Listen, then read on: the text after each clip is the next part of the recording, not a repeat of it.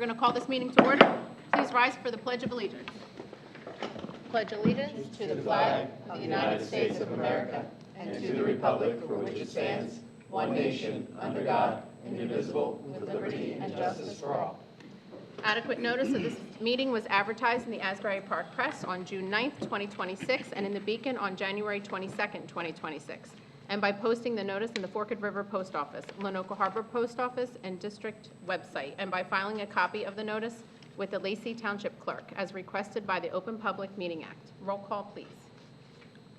Mrs. Opus. Here. Mr. Hurley. Here. Dr. Forney. Here.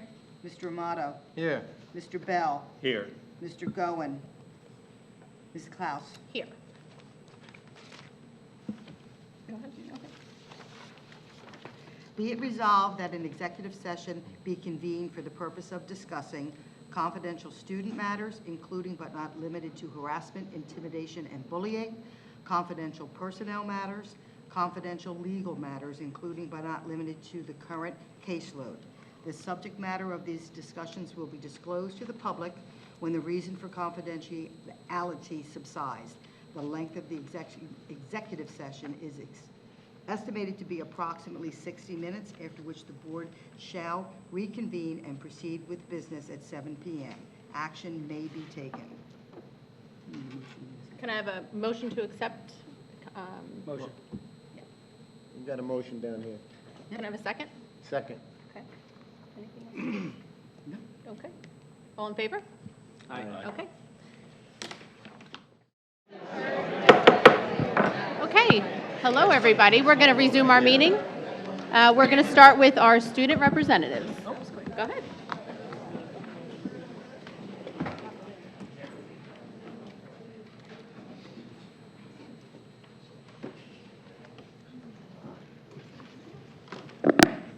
All right, hello everyone.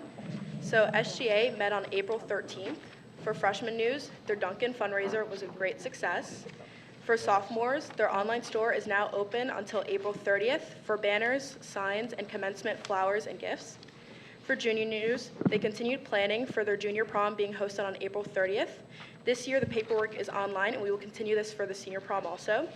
For senior news, there was a senior class meeting on Tuesday to discuss end-of-year plans. The seniors also discussed plans for the senior breakfast, senior t-shirt design, and senior decision day, which is May 1st. And for the executive board, election paperwork was due April 2nd. During the meeting, we went over election paperwork and extended the date for several open positions. And our successors for president will be attending the next meeting. It's very exciting. And then May 20th is SoCA Senior, and we're still looking for staff and student signups by April 24th. So any staff that's here, please sign up for SoCA Senior. Very fun event. People are going to be able to buy different size cups, pour it on seniors and staff members' heads. And then June 3rd is Mr. Lacey, and this paperwork is also due April 24th. We are currently working on a nomination list for all the boys. And the next SGA meeting will take place on Monday, May 4th. All right, thank you. And for our May Unsung Hero, April Unsung Hero, I am honored to join down here Mia Moore. She's here. If not, okay, round of applause.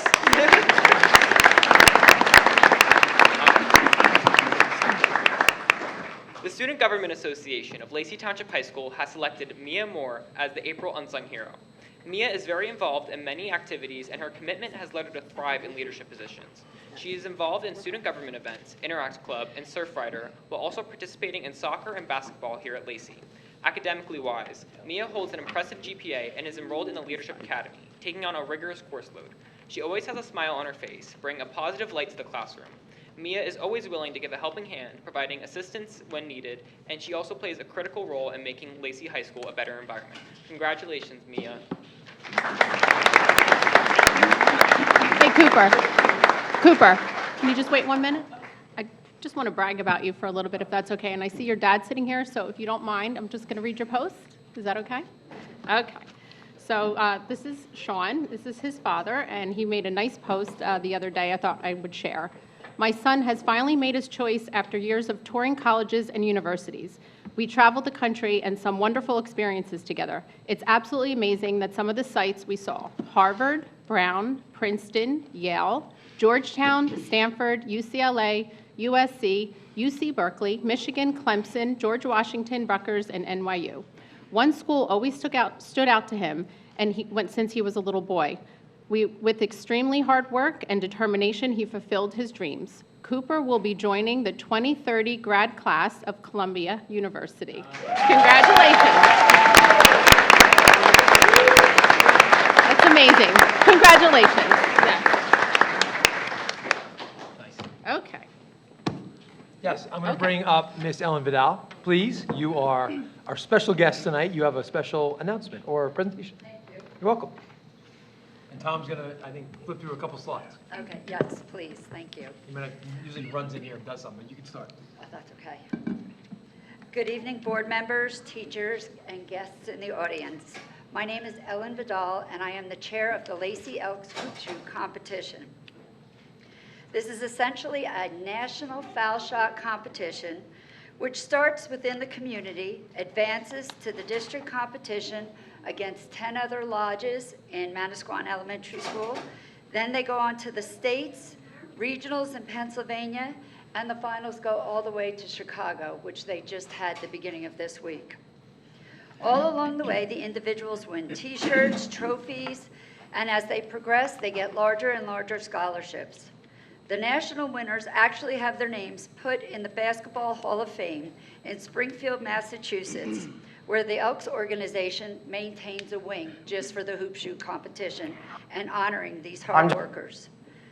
The students of Forked River School and Cedar Creek School participated and all received certificates, and each winner for each age group received medals as they won for their category at the school.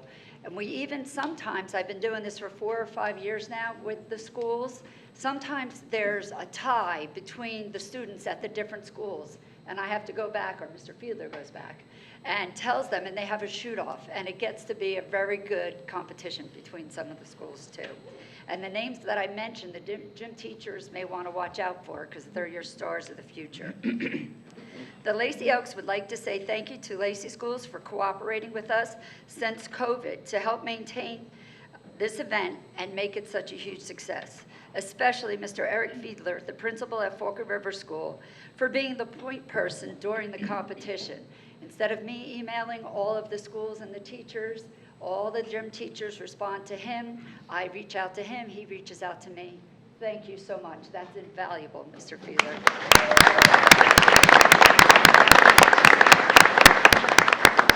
We would also like to thank all the gym teachers of Cedar Creek School and Forked River School that participated this year for taking the time to do the foul shots and try to follow my slides. And as part of that, having the hoop shoot we found in the schools opens it up to such a larger base within the community. Parents come forward and think it's great because they normally wouldn't have time, transportation. They're split between too many children. So this way they get to feel a sense of pride in the school without having to run all over the place. For the schools that participated this year, I have a donation of $200 to each of their gym classes so they can buy supplies or maybe even basketballs for your schools. So it's just a little thank you for your cooperation.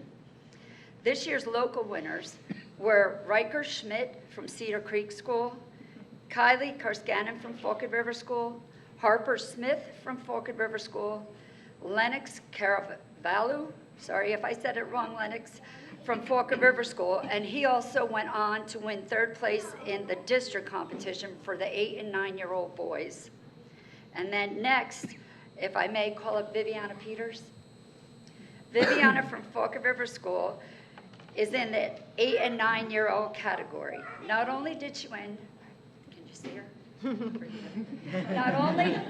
Not only did she win at the Forked River School for the 8 and 9 years old, she went on to the districts where she competed against another 15, 20 girls. And it's hard. You sit there in silence while they shoot 20 foul shots. And it could be 5 minutes a player, it could be 10 minutes a player. She sat there and she took it all. She won 1st place at the districts in Manasquan.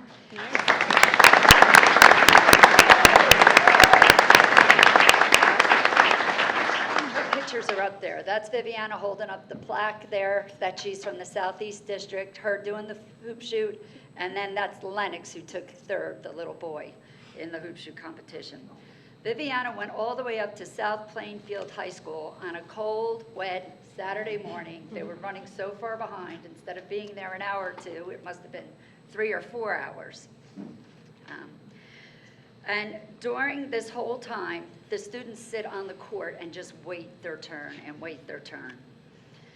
When I say patience, I mean she showed patience. She showed patience, and she had sportsmanship and always had a smile, whether it was going her way or not. And as a special thank you, we would like to present Viviana with this $250 gift card to the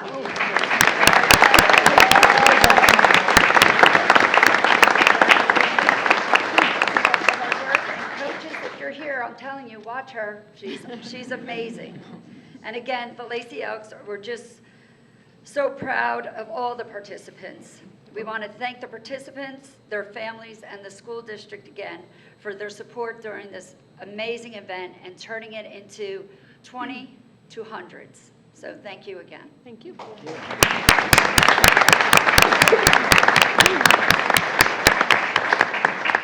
All right, I'm going to keep the good news going. Yep. I want to congratulate our Sea Perch team, our high school Sea Perch team, which is Underwater Robots, Delia Packin, Jillian Cox, and Beatrice Perry.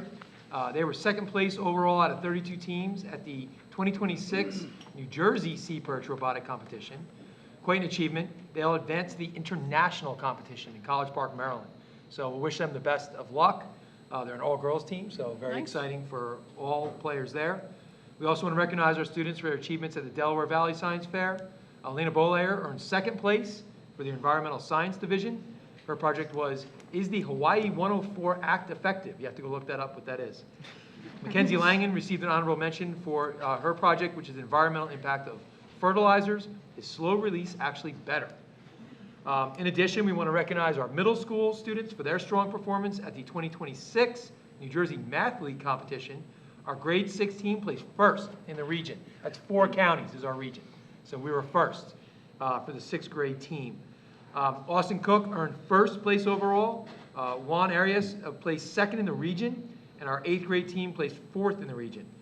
Ethan Sosa was an impressive 3rd place among all students. When they ranked them all out, we also had a 3rd place winner as well. So they reflect some real hard work and strength of our mathematics program.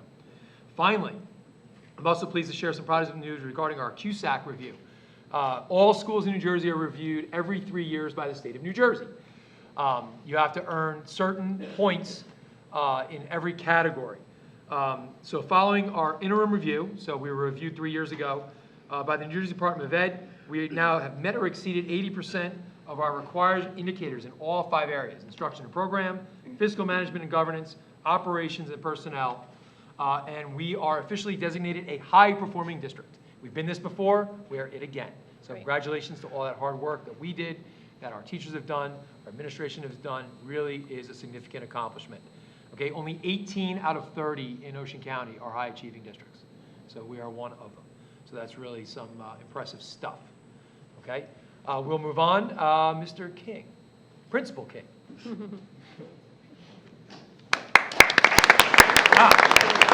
I know.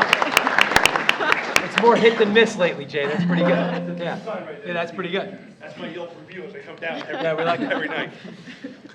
All right, I'd like to start this evening by announcing our April Seniors of the Month. Our first Senior of the Month is Samantha Saboko. Samantha, come on down.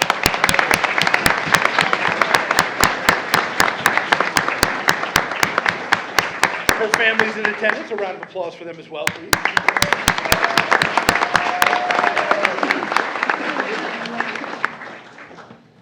I'm Samantha Saboko, and I'm proud to be April's Senior of the Month at Lacey Township High School. Congratulations, Sam, on winning Senior of the Month for the month of April. There's no one more deserving. Some LTHS activities that I do is I'm a part of the Student Government Association, Yearbook Club, DECA, NHS, Art Honor Society, Surfrider, and sports-wise, I participate in girls field hockey, winter track, and girls golf. Sam is involved in many things here at the high school.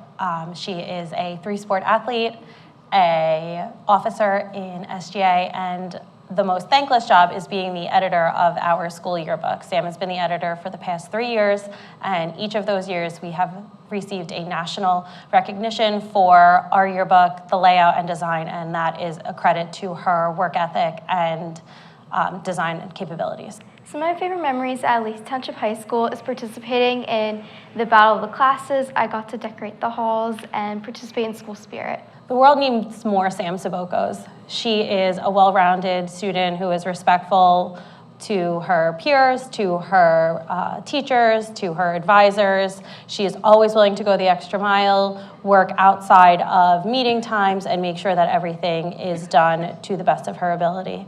And we're really excited to see what she does in her future. Outside of school, I like to hang out with my friends and family. I like to do lots of arts and crafts and go on runs. Congratulations again, Sam. Good luck next year at Montclair. We'll be rooting for you. Go Redhawks. My future plans after high school is that I'm going to go to Montclair State University, where I'll be majoring in marketing, and I will also be playing Division III field hockey.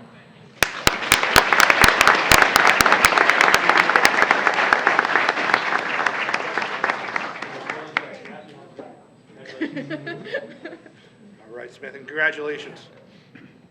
Our next April Senior of the Month is Jonathan Graveman. Jonathan, come on down. His family's here as well. Round of applause for them.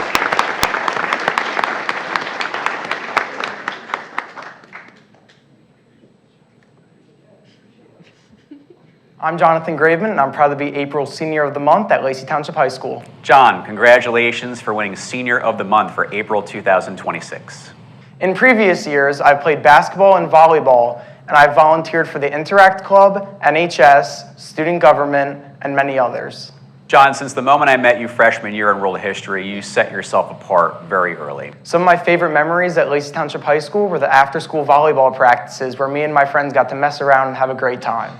I got to work with you not just freshman year, but also freshman and sophomore year for the volleyball team until you retired to pursue academics, which we are obviously proud of you for.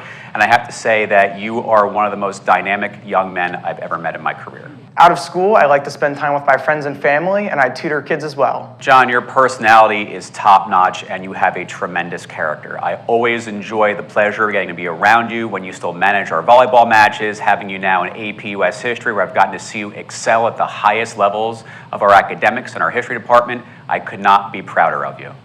I plan on going to either Drew or Ramapo College for psychology, where I later plan on being a child psychologist. Congratulations. You've earned this, you deserve this, and if you want to unretire to come back to boys volleyball, we still have 6 weeks left. Don't worry, you're on the eligibility list. Congratulations.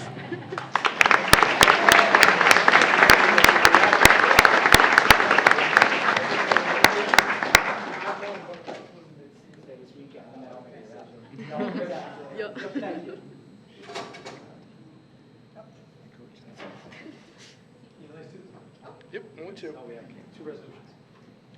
All right, I'm going to hog the microphone for a little bit longer. We have two very, very special students to acknowledge. Two, not one, but two individual state champions in their individualized sports. Our first state champion to bring up is Demos Charnas. Come on up, Demos.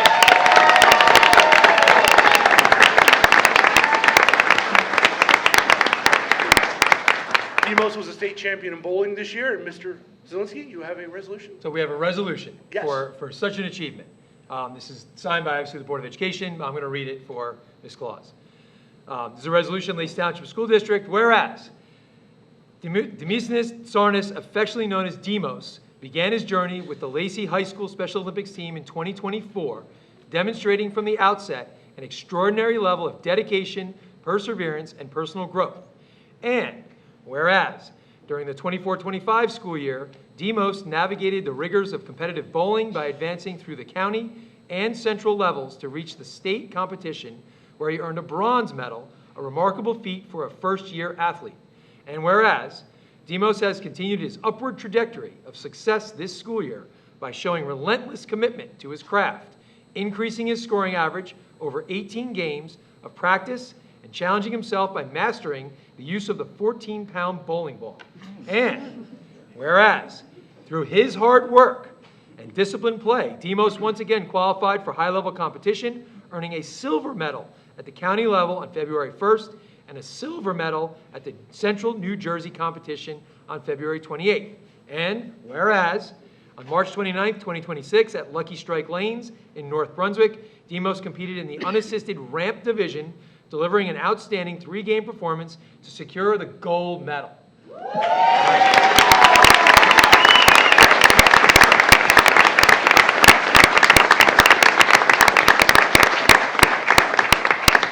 I'm not done. Whereas, Demos embodies the true spirit of the Special Olympics by never missing a practice, maintaining technical discipline by consistently avoiding the foul line, and always displaying exemplary sportsmanship by congratulating his fellow competitors. And whereas, the Lacey Township School District is incredibly proud of Demos' achievements, which serve as a powerful example of how determination and a positive attitude lead to excellence. So now, therefore, be it resolved by the Lacey Township Board of Education, Ocean County, New Jersey, that the board does hereby formally recognize and congratulate Demos Sarnas for his gold medal achievements and his inspiring representation of the Lacey Pride spirit. The board further acknowledges his hard work and looks forward to his continued success in seasons to come. Congratulations.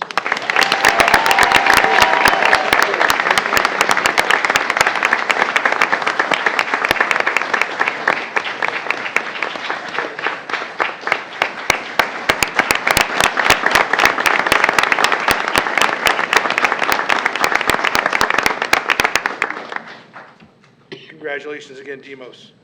Our next individual state champion is Killian Coluccio. Killian, come on up.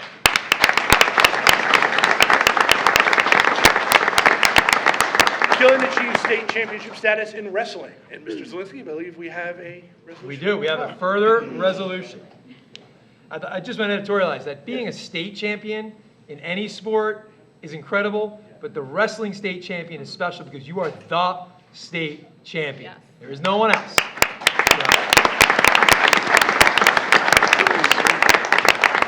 So we again have a resolution for you, passed by the Board of Education.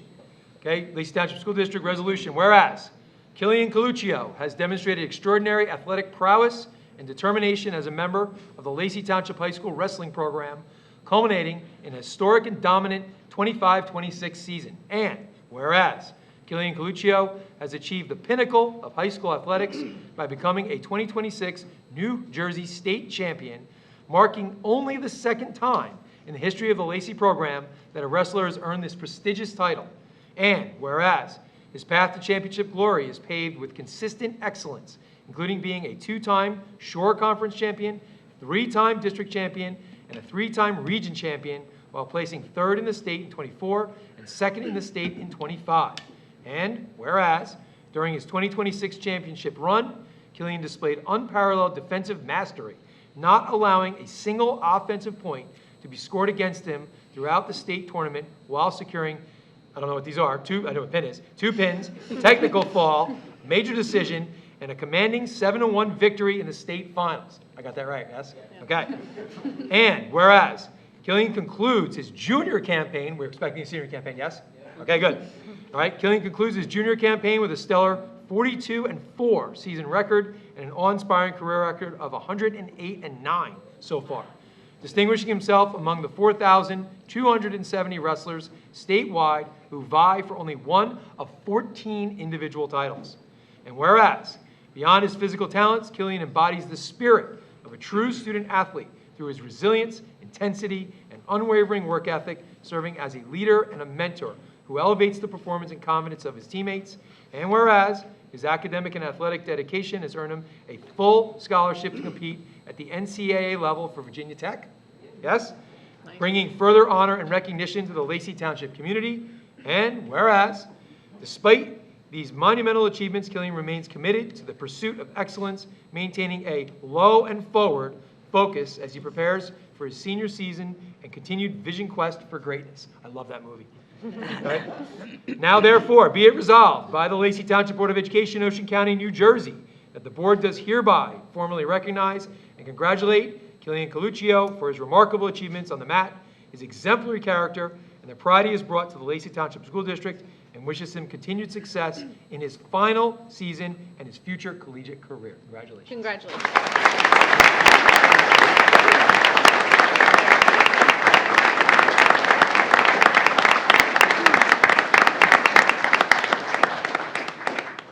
Their families are here as well, so a round of applause for them.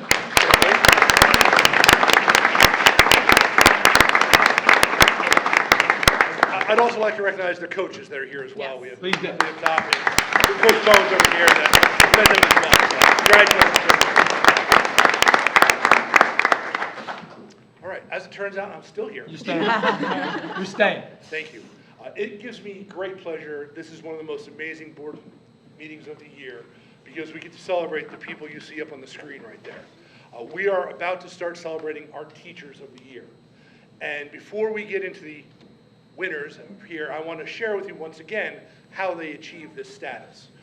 Each school puts together a panel of teachers, administrators, parents, other staff members, and they sit and they start going through their staff. And they talk about people who would be eligible for this honor. We all come up with a list, 7, 8, 9, 10, 11, 12 people, sometimes 13, to hear the accomplishments, to hear what brings them to that forefront, to be considered for this. It is an amazing, amazing time. And I wish I could bring the entire staff in there with us as we talk about them, but it is confidential. With that group, we narrow it down to 3 possible winners. At that point, we forward the 3 winners to the board level. And there's a committee at that level that sits through the candidates, picks through them, and they pick a single winner for each building. Before we announce those winners, I want a sincere round of applause for all the nominees that were nominated, all the hard work that all of you do in this room. It is every day, in and out. You are greatly appreciated. These 7, 6, 7? What do we have now? There's 7. That was We'll 7. explain that later. That's fine. These 7 represent all of you. And please always remember that. We would give you all awards. These 7 carry on your hard work every single day. So to all of you, a round of applause.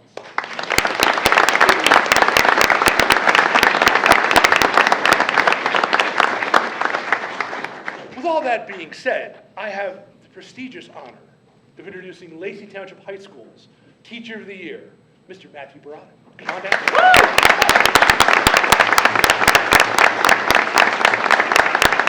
Mr. Barada has some family members here, so a round of applause for them as well. Don't go anywhere yet. So as we discussed and spoke about the qualifications and qualities that make a Teacher of the Year possible, Mr. Barada exemplifies that. His first and foremost motto, rule, passion is to create a community in his classroom. He knows what needs to be taught. The students know they need to learn it. But without a very, very sincere connection between the teacher and the student, a passion that he has to make that connection, which each one of his students and each one of his classes, he knows that knowledge that he possesses will never reach the target audience. So he spends a lot of time and effort building those relationships. He spends a lot of time and effort embracing the students into a family-like atmosphere that makes them want to learn the subject. And what does he do then? He provides them with a challenge. And when challenged, his students step up. And why do they step up? Because they know they're safe, they're supported, and they're cared about from him. They know if they struggle, he will help them. They know if they need help, he's there. What he won't do is make it easy for them. What he does do is he makes it possible for them. And it's that difference. It's that effort and energy in his class every day, every year since I've known him that brings him to our forefront today. So it is my honor and pleasure to announce Mr. Matthew Barada as the Lacey Township High School Teacher of the Year.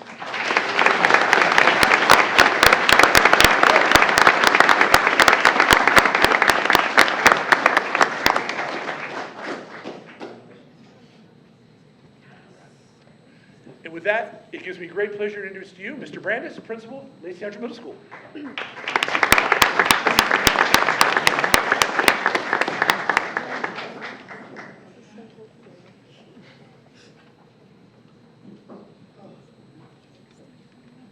Good afternoon, everyone. It's always a privilege to be able to come up and speak to the board and to the Lacey School community. Congratulations to all the students, all the state winners, and to all the Teachers of the Year.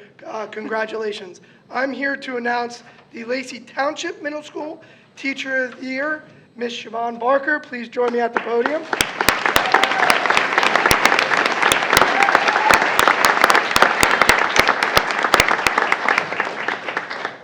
Congratulations to Ms. Barker. Her mother's here tonight along with her daughter. Her son's playing soccer along with her husband, so she's doing the parent balancing act. So I'm happy she was able to join us tonight. Most importantly, in the beginning of the year, we always have teachers, we bring them in, we do presentations, we challenge them, we go over their responsibilities. And this year I asked our staff at the middle school to make sure with everything they have going on, and we always add things to their plate, doing more with less, I challenged our staff to have fun. And with that, Ms. Barker took the flag and ran with it, beyond what she does in the classroom. And let me explain a little bit what she does in the classroom first. She individualizes instruction more than just about anybody in the building. In her classroom, she not only makes it fun, creating games. If all of you have wrapped presents around Christmas time, the grids on the back, she incorporates that into her classroom.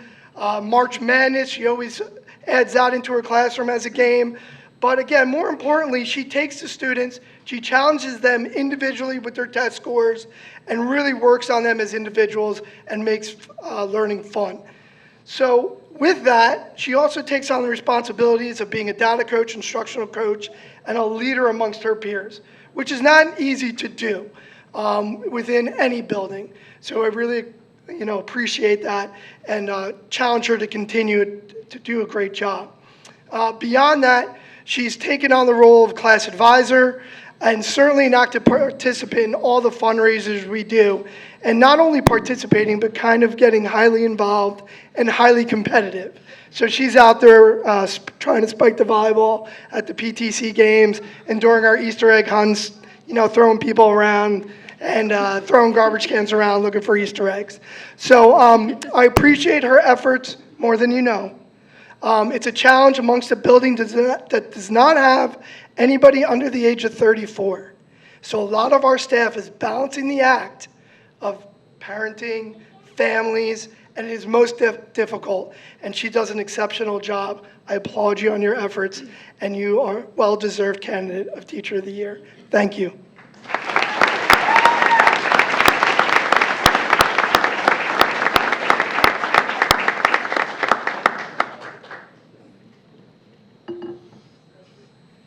Congratulations again to all the award winners and Teachers of the Year.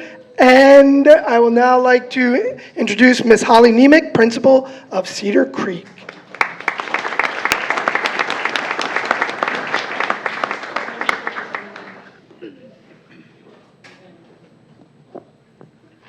Hi, everyone. I would just like to, again, echo what's been said. Congratulations to the students here tonight and the educators and staff who are being honored and recognized.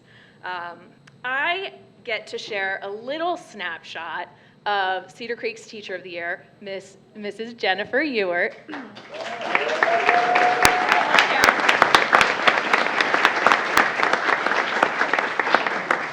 And I'm sorry, it's not short and sweet. That's not it. You have to stay down here for a little longer. She is here with her family, who is here with her. Hi. Her husband, Adam, her mother, Patty, and her daughters, Aubrey and Bailey. So Mrs. Ewart also gets to work in the same building that her daughter Bailey is in, and Bailey's going to be going to the middle school next year, which is very exciting. Mrs. Ewart has been an educator for 19 years. She embodies the spirit of what it means to be a Lacey Lion, and that's a tough feat. Lacey Lions are very proud, they're rooted in tradition, and that's really what Mrs. Ewart is about. The pride she has for her school community extends well beyond the classroom door.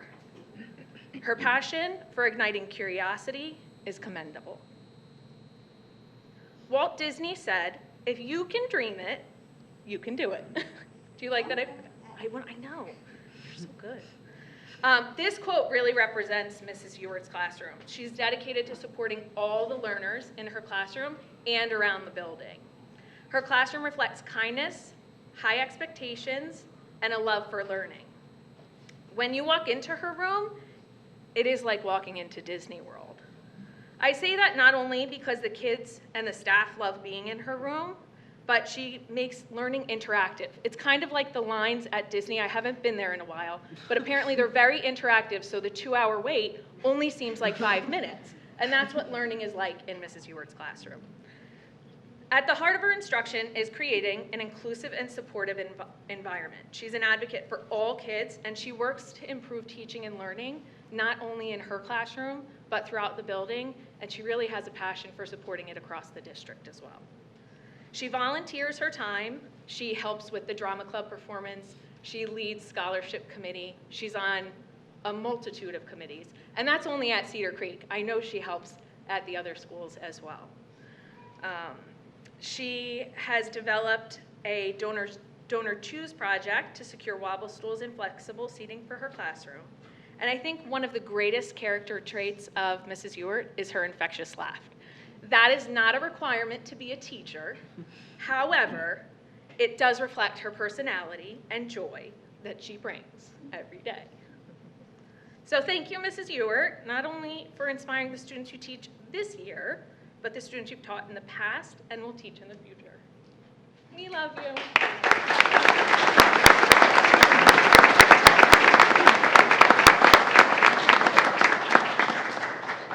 She didn't want to come? Okay. All right. Oh, wait. And now I'd like to invite Mr. Fiedler from the Forked River School.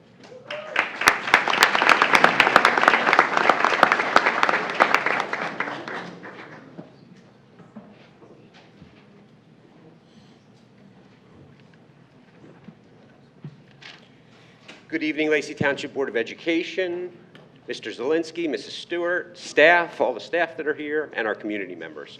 On behalf of the Forked River School, I'm deeply honored to recognize our 2026 Teacher of the Year, Special Education Teacher, Mrs. Katie King.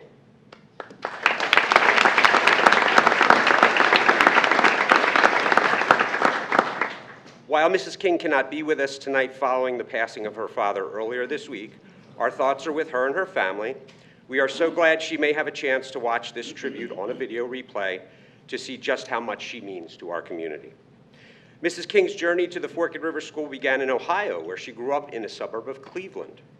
Upon graduating high school, she pursued her college career at Mercyhurst College, where she discovered her calling in elementary and special education. In 2006, she began her career in the heart of Brooklyn at PS 102, while her husband, Mr. King, began his career as a New York City firefighter. For 11 years, Mrs. King served one of the most demanding and rewarding student populations, teaching children with emotional regulation impairment.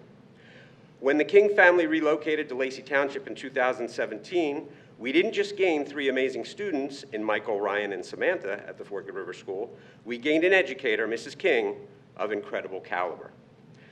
After successful but brief tenure at Lenoka Harbor School, Katie came home to the Forked River School after district restructuring, where she has served as a special education teacher since 2019.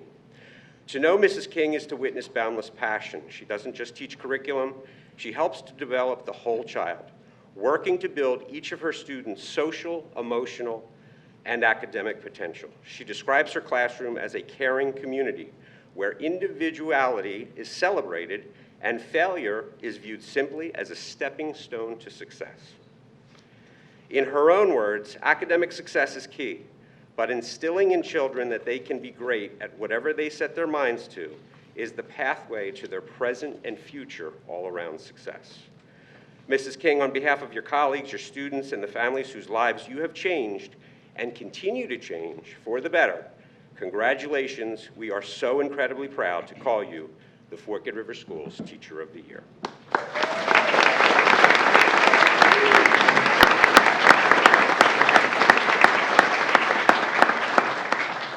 At this time, I'm happy to introduce Dr. Brewer.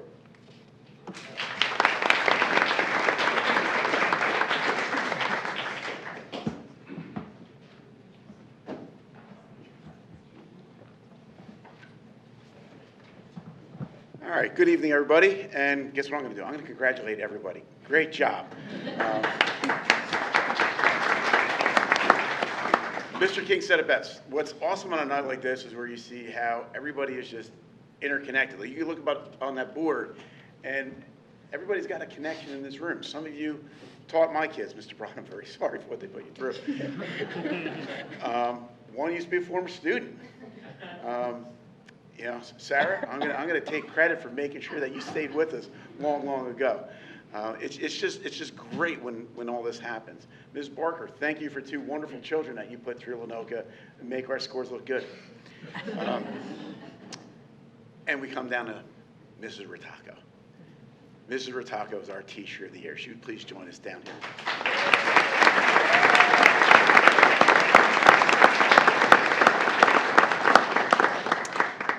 While she makes her way, I'd also like to recognize her husband, Mike, and Eva, who are here with her.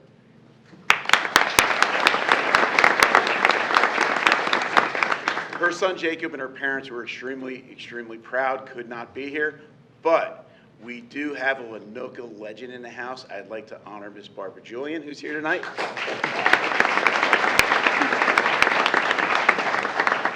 All right, so for Mrs. Rataco, what can I say?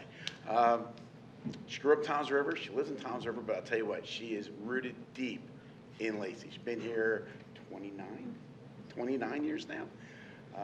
And I don't think there's anything at the elementary level she hasn't been involved in, whether it was Mari Night, now STEAM Night, Literacy Night, Summer Reading Kickoff. You name it, she's done it. I can't do it justice to explain everything she's done. Matter of fact, just tonight, was the drama club. Well, she's the advisor of the drama club. They had their dress rehearsal tonight. She ran back to Toms River, got herself all gussied up, came down here. And when I said to her, like, listen, if you got to move it or you want to skip out early, she says, no, I can't. My kids need me there. The show's next week. To me, that's dedication that does not show up on a test score. So that's the type of teacher we want. You go into her classroom, you see it. It's the holistic approach. They become a family. They're her students for 180 days, but there's a special connection that goes beyond that afterwards, and you can truly see it. And Jody shared a really funny story that some people might take offense to this, but one of her students called her grandma. Yeah. And she took it as a term of endearment, that if they call me grandma, they must feel so comfortable, like being at home. They're calling me somebody they care that much about. So that's what she instills in her classroom, and it's just really, really incredible to see. In Jody's classroom, she welcomes mistakes. We want mistakes, because mistakes are where you grow. You don't grow when you're comfortable. And she says it's okay, because we're going to make mistakes, and we're going to develop a work ethic, and we're going to push through it. So with that, I say given the quality of the candidates that are at Lenoka Harbor and across the district, but specifically at Lenoka in the pool that were there this year, it is a great honor to award Mrs. Rataco and acknowledge her as our Teacher of the Year.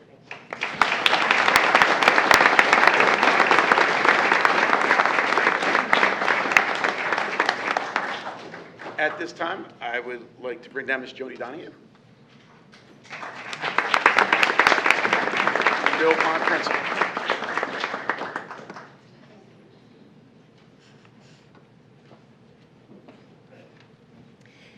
Thank you, Mr. Brewer. I want to say congratulations to all of our Lacey Teachers of the Year. This is probably one of my most favorite nights that we get to celebrate and honor all of you for your hard work and dedication. But tonight I have the privilege to represent Mill Pond. It is with great pride that I want to introduce our Teacher of the Year, Mrs. Sarah Silva.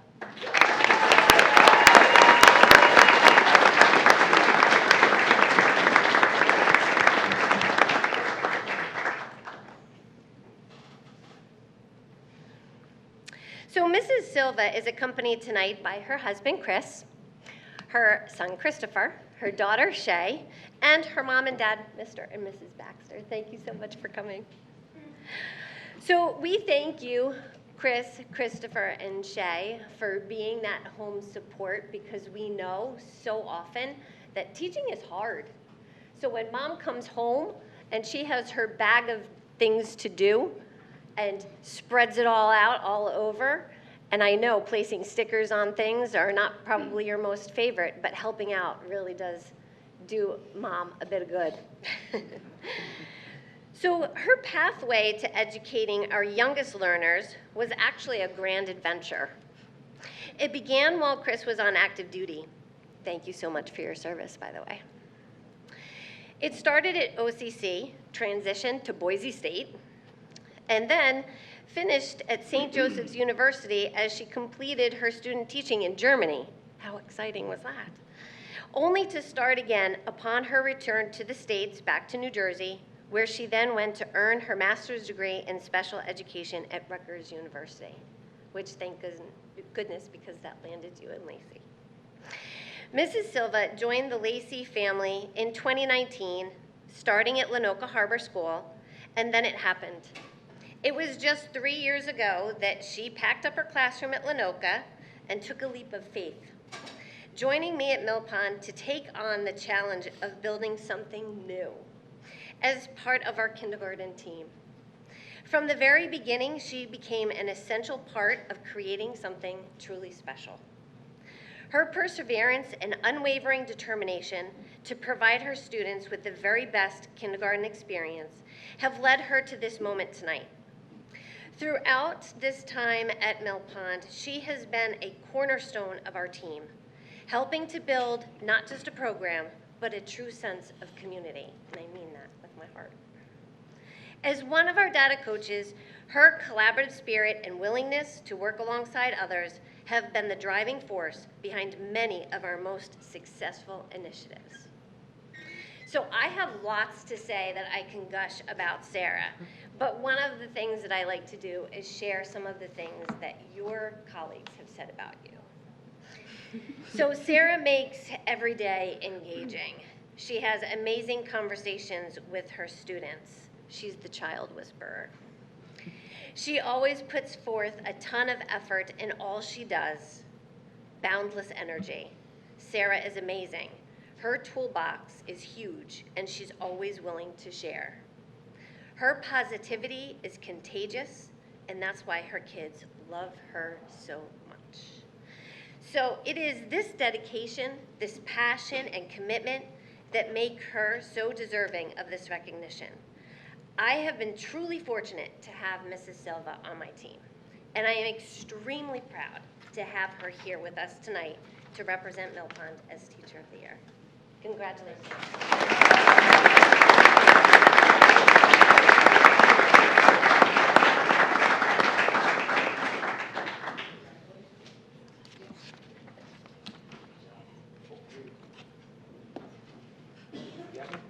And I do believe, I do believe we have Mr. Zielinski, our acting superintendent, who will move on to our district Teacher of the Year. That's probably good. She could be our district Teacher of the Year. So the reason we have 7 this year is that Jess Schaefer, you're coming up. You're our next one. Come on up. Jessica Schaefer. Right? I've been working with Jess a long time. So we've done a lot of things. I was a lowly district supervisor when we started working together. So we have 7 because Jess Schaefer is shared between 3 different buildings. So the principals were fighting over her to be their Teacher of the Year. So I said we're going to make a 7th this year, and then I'll do the presentation. So really a distinct honor for you. All right, and I will read about you. Okay, it's my honor to recognize Jessica Schaefer as Teacher of the Year, an educator whose impact extends far beyond the classroom. Ms. Schaefer creates an environment where students feel supported, confident, and willing to take on challenges, even in subjects that may not come easily. As a 5th grade accelerated mathematics teacher, she has helped build a program that emphasizes deep understanding, real-world application, and student ownership. Her classroom is a place where students collaborate, think critically, and grow in both skill and confidence. Notably, Ms. Schaefer works across all 3 elementary schools in the district, extending her reach and ensuring that students and staff in each building benefit from her experience, consistency, and commitment to excellence. With a background in special education, she is strongly committed to meeting the needs of all learners. She helps students recognize their strengths and believe in themselves, often in ways that extend well beyond academics. She uses data thoughtfully to guide instruction and empower students to set goals and take ownership of their progress. At the same time, she fosters a classroom culture grounded in strong relationships, high expectations, and a genuine sense of belonging. Her leadership reaches across the district. In her roles as data coach, club advisor, and professional development leader, she supports both students and colleagues. She has also contributed to broader educational initiatives, sharing her expertise to strengthen teaching and learning beyond our schools. But above all, she instills confidence in her students. While not every student may leave loving math, they leave believing in themselves because of Ms. Schaefer. And that is a lasting impact. It truly is. I've seen it. I've been in your classroom. I know it's true. It's with great pride that we recognize her as this year's Teacher of the Year. Congratulations. Okay, and you're here with your fiance and your mom and dad. Thank you for sharing.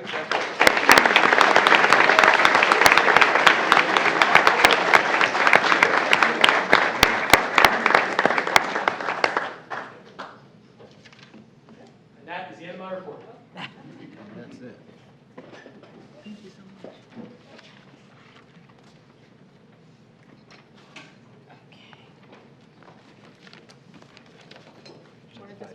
Take a 5-minute break? Yeah, sure. We'll take a 5-minute break. Anybody who needs to go for homework or have to prepare their classes for tomorrow, now's your chance. We'll take a 5-minute break and we can stretch the legs. We are now opening public comment portion of this meeting in accordance to the New Jersey Open Public Meetings Act. This is an opportunity for members of the public to make comments to the board. Please note that this period is reserved for comments only. The board will not be responding to questions or engaging in dialogue. The board's role is a policy-making body. Operational and administrative matters should be addressed through appropriate chain of command, beginning with the staff member or administration most directly involved. All speakers are expected to present their remarks in a respectful, civil manner. Rude or harassment will not be permitted. Please understand that defamatory remarks may create personal liability for the speaker and potential legal exposure for the board. In addition, to protect the privacy of rights of students and employees, the board will not entertain discussion regarding specific students or personnel matters. We thank you for your cooperation in helping us maintain orderly and respectful meeting. An audience member wishing to make a comment will raise his or her hand and when called upon, state their name, address, or affiliation and intention to make a statement. Comments will be addressed to the board president. Comments will be limited to 6 minutes. No persons shall speak more than once. This portion of the meeting is for public comments only, and there will be no questions answered. The purpose of this board meeting is to perform our business in public. Everyone is entitled to a public comment. If there's a question for the board, there's an established chain of command. Would anybody like to have a public comment tonight? Ms. Knapp.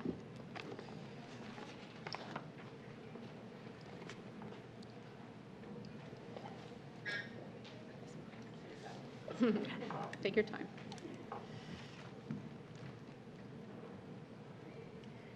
Hi, my name is Karen Knapp. I live at 563 Landlac Drive in Winoka Harbor. I have been a Lacey resident for 32 years, along with being a full-time district employee for 26 years. I am also the parent of my 2 boys, Lex and Stephen Knapp, who went through the district. As a parent, I was involved in the youth wrestling program, the high school wrestling program, Booster Club, PTA, and much more. Professionally, I started my career in 2000 as a kindergarten paraprofessional at Cedar Creek. I was there for 20 years. When the district got rid of kindergarten paras, I was then transferred to Mill Pond into the 5th grade LLD class. I spent 4 years there. During that time, in 2020, I'm proud to say that I was awarded Staff Member of the Month. Then the district moved kindergarten into Mill Pond, 5th grade into elementary. At that time, I was transferred over to Forked River, continuing to work in the LLD setting. In total, this gives me 26 years working in a classroom as a full-time paraprofessional. I am here tonight to ask you to reconsider letting go of the full-time paras.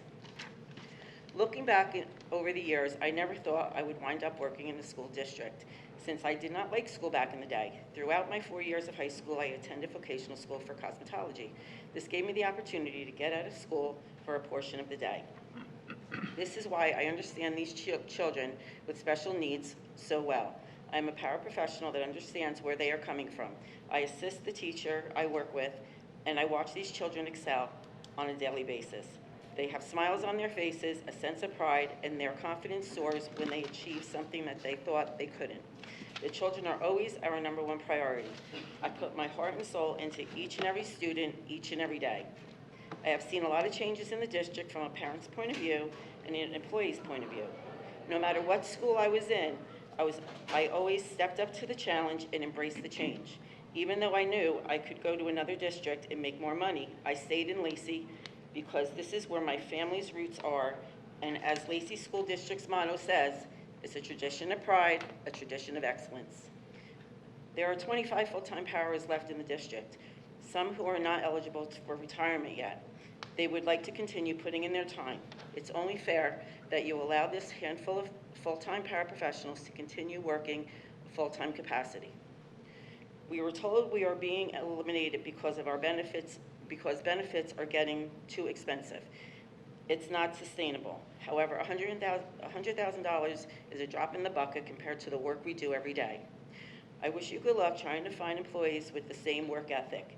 I believe you can understand why I'm saying this after the scenarios that have happened in the district with paraprofessionals who lack experience with our most neediest of students. A few years ago, Vanessa Clark told the full-time paraprofessionals that they would be losing their full-time employment status. The very next week, she held another meeting saying that they were restoring the full-time paras. That 1 week was emotional torture for many of us. I'm hopeful that you will be able to change your minds as Vanessa did. Getting a job in Lacey Township Schools was an absolute blessing. I love my job, I love the students, I love my coworkers. I love coming to work every day. Yes, I love my job. Even though I have worked 26 years, I have the age to retire, I am not ready to go. I'm hopeful that you can find the funding somewhere else to restore full-time paraprofessionals. Thank you for your time, and please reevaluate keeping us full-time paras. Stealing a line from Mr. Brewer, the work paraprofessionals do will never show up on a test score. Thank you.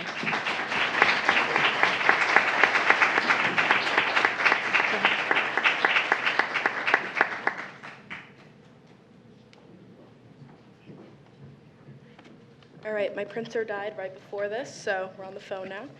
So good evening, my name is Tatiana, and I'm the Student Government President, and I'm speaking today as a student representative. Before I begin, I want to say something that I think is important. Over the past 2 years, I've sat in these meetings and watched people who all care about this district tear each other apart over issues that affect all of us. I think we need to remember that we are all on the same side here, and we all want what's best for this community. I also want to be clear that I am not here on behalf of the board or the staff. I'm here as a student, and that's exactly why I felt it was important to speak tonight. I've been in this district since 7th grade, and this school has been one of the only places in my life where I found consistency. At home, I help take care of 5 younger siblings, which takes a lot of responsibility and challenges. But school has always been a safe place, a place where I can focus, grow, and feel supported. Because of that, I want to talk about what the students are actually feeling right now. First, we cannot afford to lose or weaken essential support systems, especially for students with IEPs and additional needs. I've seen firsthand how important these programs are. My 4-year-old brother struggled with behavior and speech, and my mom was hesitant to trust another school after my sister fell significantly behind her peers in our previous district. But here, we saw real progress. His speech improved, and he became confident and happy again. Programs like that don't just help academically, they change lives. Second, I want to talk about teachers. Teachers are the most important part of this school. They are the reason many of us succeed, and the reason many of us even want to come to school. I've had teachers who saw potential in me when even my own peers didn't. I've had coaches and staff members stay before and after school just to make sure I was okay, not just academically, but also personally. These aren't just job responsibilities, that's care, that's commitment. Many of our teachers are not just educators, they are mentors, coaches, and role models. Some are balancing second jobs, families, and their own responsibilities, yet they show up every day and give everything they have to us. They've taught me not just academic content, but life skills like how to prepare for college and understand my future. And students take notice to that. I can honestly stand up here and talk about the impact each one of my students has had in my life, but I don't think that 6-minute timer would allow that. We see teachers continuing to show up for us even while dealing with uncertainty, stress, working without contracts. That kind of environment doesn't just affect the teachers, it affects the students too. While the people who support us feel undervalued, it impacts our entire learning environment. Over the past few years, I've watched teachers and staff members leave, get cut, and feel like they're being pushed aside. But they still show up every day and give us everything they can. From a student perspective, that is not something that should be treated as if it has no value. I understand that budget cut decisions are difficult, but I ask that when those decisions are made, the board prioritizes what directly impacts the students: strong teachers, essential programs, and support systems that allow us to succeed. Whether it was the possibility of cutting sports last year or the continued loss of staff this year, this reflects a systemic issue. I'm not here to say that there is an easy solution. I'm not naive. but I do believe students can be a part of one. If funding is a major issue, I think it would be meaningful for students alongside district leadership to go to Trenton and advocate for our schools, or even consider a school-wide initiative encouraging parents and students to reach out to protect our schools. We are directly affected by these decisions, and we want our voices to be heard. At the end of the day, we are not just numbers in a budget. We are students who rely on the system every day. Thank you. Thank you.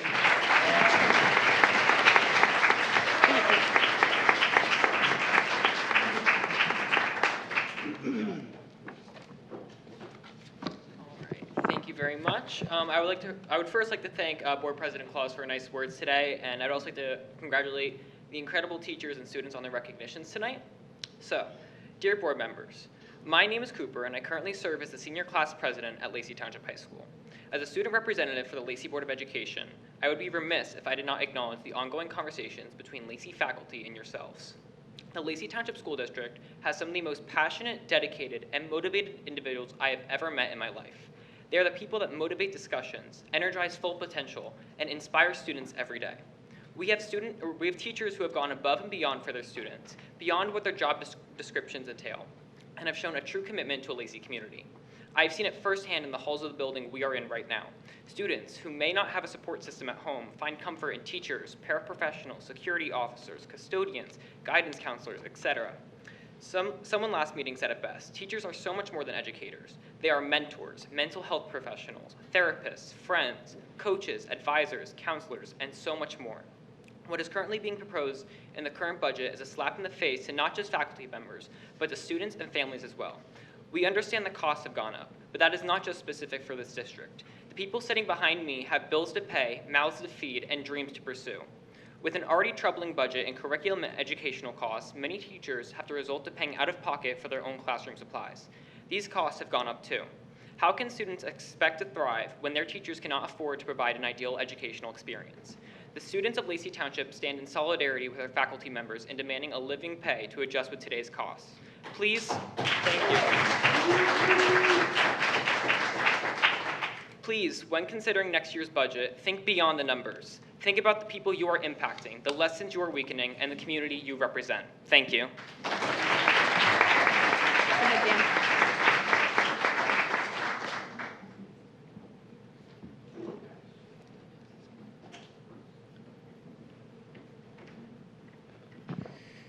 Hi, good evening. My name is Dan Toner, and I'm a conservative commentator advocating for a stronger New Jersey. First off, I couldn't start out without saying a big congratulations to Mrs. Rotako. I don't know if she's still here or not. And of course, our great Mrs. Barker from the middle school. Having had both of these teachers, I am incredibly proud of them both, and they are doing a phenomenal job, and definitely keep up the great work, guys. With that said, I stand before you tonight on a mission to bring hope, unity, and change to an issue our community has faced for far too long. When I attended last month's meeting, I stood in the back of this room listening to our teachers, taxpayers, and of course, our hard-working paraprofessionals. And as I listened, I began to see a frightening reality, and one none of us should ignore. A divide between our hard-working teachers that so desperately deserve their increases and frustrated taxpayers unable to afford higher taxes to fund those increases. As a community, we must look above the four walls of this building and look no further than 50 miles northwest in the halls of our state capitol. The facts are simple. If our state gave our district, and many others alike, the funding we rightfully need, our district and many others will once again prosper. But in times of struggle, we are gifted with a choice to give up and take with what we have, or a choice to stand up and stand our ground. Which is why tonight I am proud to announce that in coordination with my friend Rihanna Mendez, we will be hosting a Save Our Schools rally at Veterans Park Saturday, May 2nd, because it is time to stand our ground, and we're not going to take it any longer. I will be a guest, that's right. I will be a guest speaker highlighting my recent efforts for fighting for our community, taxpayers, and especially all of our education workers. Keep putting the pressure on the majority party in our state legislature and our governor that we demand change. Email and call your elected representative, join us at our rally. And as an advocate for change, I won't stop until every teacher gets their fair share and all taxpayers are given the tax relief that they deserve with the affordability crisis our state legislature has created. Thank you, God bless you, and let's rally on May 2nd. Let's do it.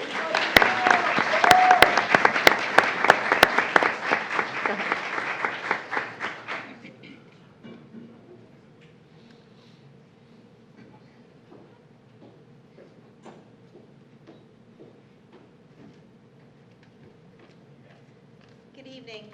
My name is Trish Mooney, and I'm the Health Secretary at Mill Pond.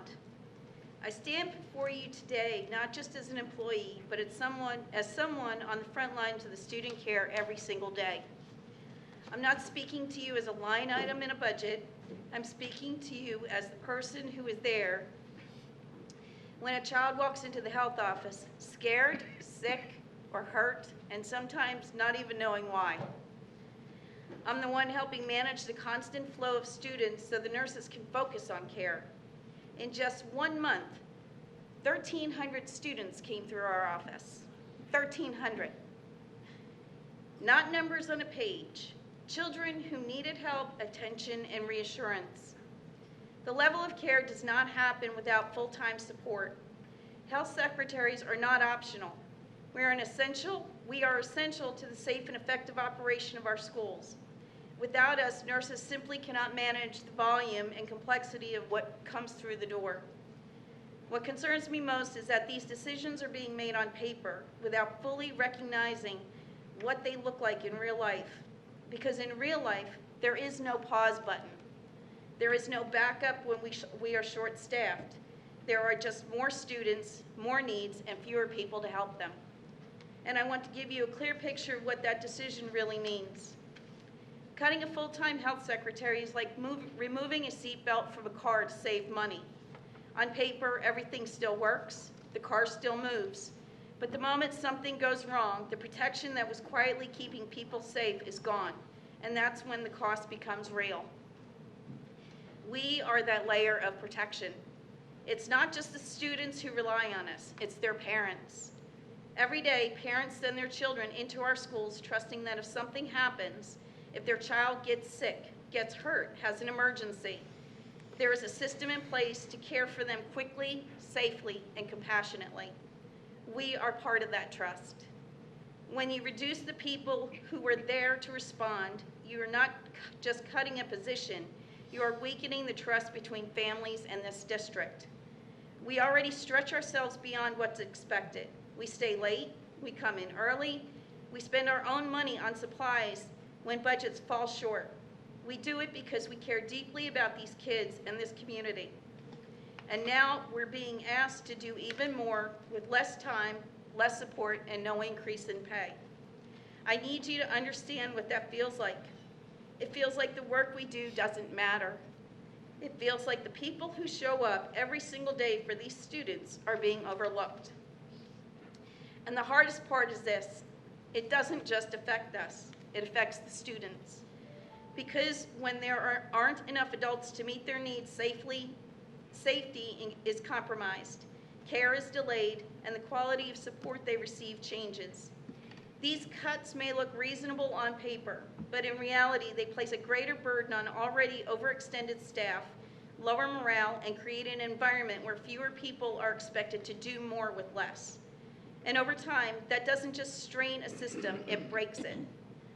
These decisions may solve a short-term financial problem, but they create a long-term cost, losing experienced, dedicated people who know these students, who know this community, and who are often the first line of care when something goes wrong. And once those people are gone, once that trust is broken, it's not something you can easily rebuild.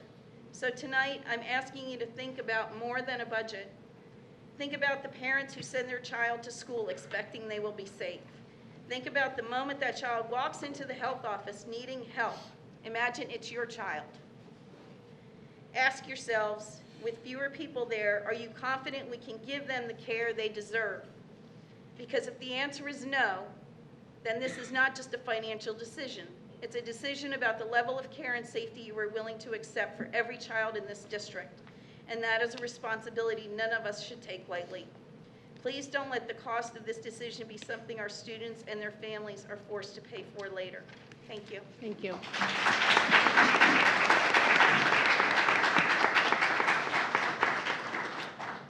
Go ahead, Mike.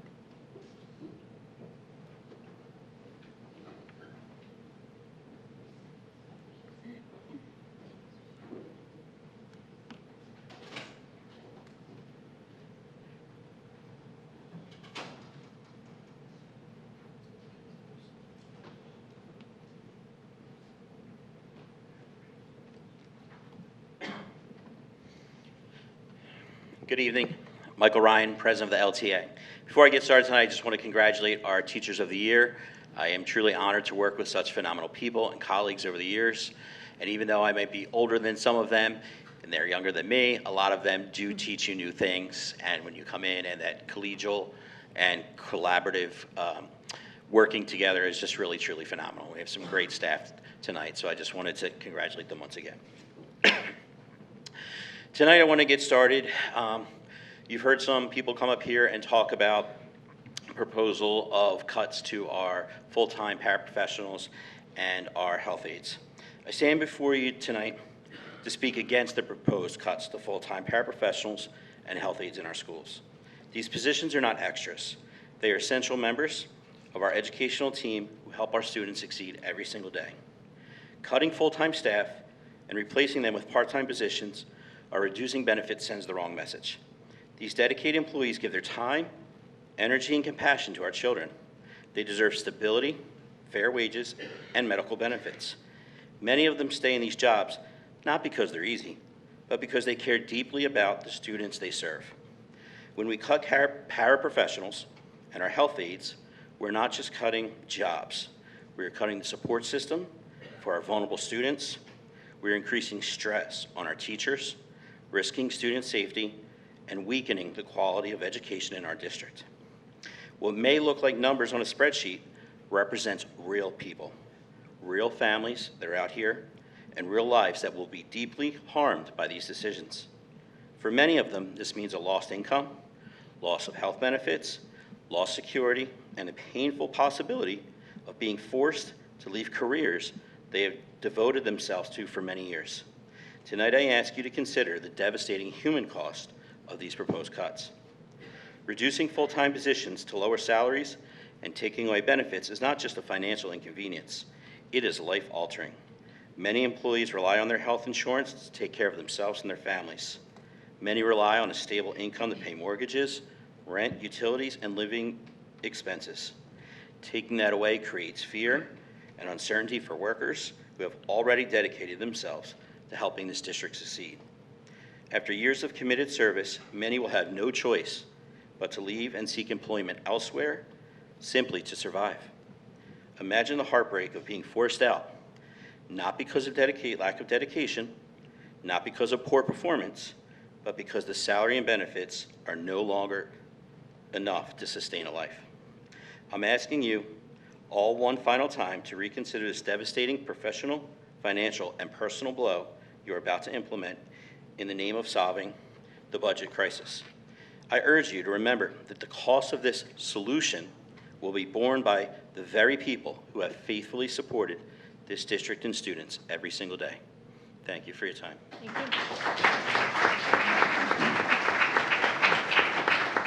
Is there someone in the back? Okay, you can go. Yeah, sure.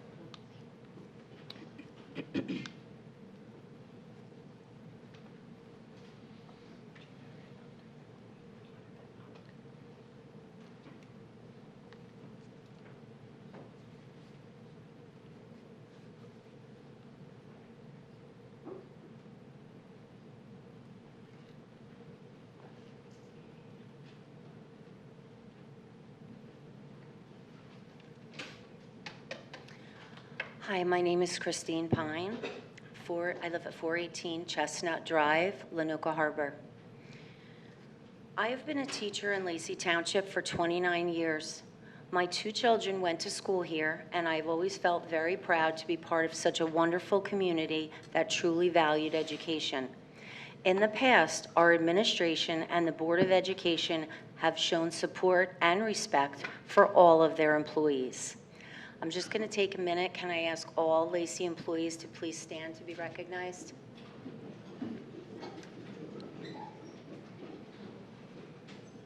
Thank you.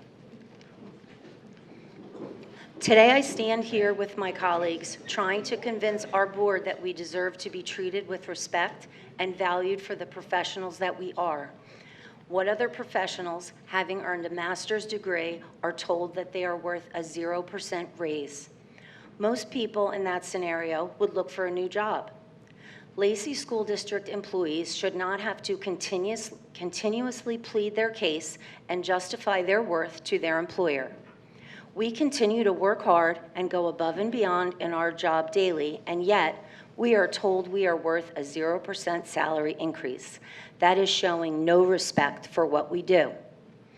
As a special education teacher, I have worked with children with all types of disabilities, and I have been told by every one of those families how much I am truly appreciated. They recognize the work I put into planning daily for their child and the differences I have made in their lives. They are grateful for my level of expertise in teaching their child, specifically with individualized instruction. But most of all, they respect me as a professional. I matter to every child that I have worked with, and I share each and every victory that they have earned. Why is it that I matter so little to you? I do not feel respected when I am working without a contract for 8 months and there seems to be no settlement in sight. That feels like blatant disrespect. Every year this job gets harder and harder, and it is not just a job, it is a calling. Not everyone can be a teacher or work with children, but those of us who do must wear several hats daily. We are instructors, counselors, nurses, mentors, cheerleaders, and heart healers. We are entrusted with the most important job of delivering knowledge, motivating young learners, and modeling how to be better, kinder, and smarter humans. We share literature, teach manners, open minds, and imaginations. We teach social skills, life skills, and foster independence. We are passionate about what we do and the students we work with. Our students are our first priority every day, but we are also tired, most of us working 2 jobs to pay our bills, and yet still supplementing all of the materials that our district can't afford. We provide supplies, lunches, snacks, books, and clothes when needed. Whatever we need to make our classrooms more efficient, we buy. We provide many resources for our students that our district is lacking. We communicate with parents after school hours and take our work home with us each night. We do it because our students need that from us. We hope that the least you can do is acknowledge how important we are to this community and school district and do what needs to be done to settle this contract fairly and respectfully. In the past, students were able to request a certain teacher to give them their degree at graduation because of the impact that teacher had on them. I remember a student I worked with in kindergarten through 2nd grade. 10 years later, that student requested that I give him his diploma on graduation day because I was the first person who believed in him in kindergarten. I am not sharing this in hopes of being thanked today, but I do think we deserve to be given a fair contract in return. We are simply asking for a contract that would enable us to keep up with the increasing cost of living and support our families and ourselves. We need this to continue to serve our students without having to work 2nd jobs to barely get by. Respectfully, it is the right thing to do, and we deserve to be compensated for our continued professionalism, commitment, and service, especially while working with no contract since September. Think about what is at stake here. Most importantly, the future of our children. We continue to lose good teachers who leave this district for other jobs after waiting for things to get better. Looking forward, new teachers will not want to work in a district who undervalues their employees. I invite you, members of the board, to come and observe a day in my kindergarten classroom if you think a 0% raise is what I deserve. Spend some time with a bus driver, secretary, or custodian and see how hard we work every day with a smile on our face and pride in our heart. It is insulting that the Board of Education does not respect us and recognize that we are worth more than a 0% raise.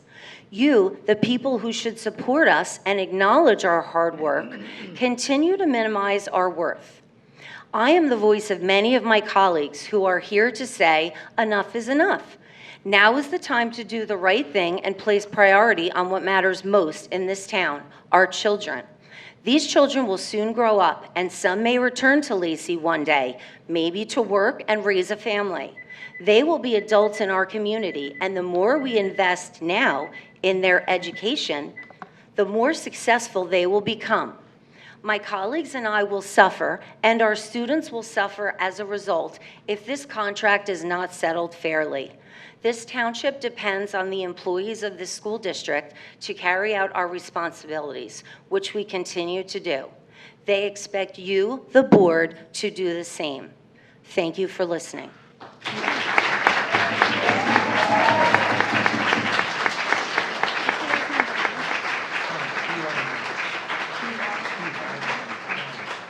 Ms. Pine, Mr. Zielinski will address your comments in a few minutes. If you just make sure you stay, if you don't mind. Okay, thank you. Okay, anybody else? Regina?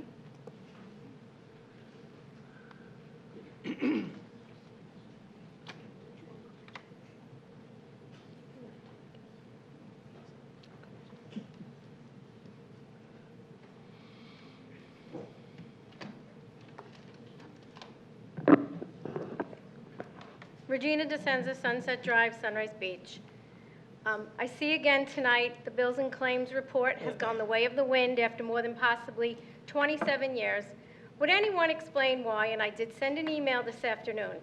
Ms. Claus, as board president, this is something that you should know because it's associated with the preparation of the monthly agenda, which you are supposed to oversee as one of your additional duties.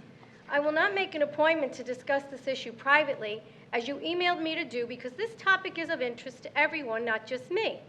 This is a major change in the presentation of the monthly billing agenda, and it should be explained in public, in my opinion. Was the report changed for brevity, to save paper? Is it a simple reason, a new law or rule, or did someone just decide to change it and make it the check register?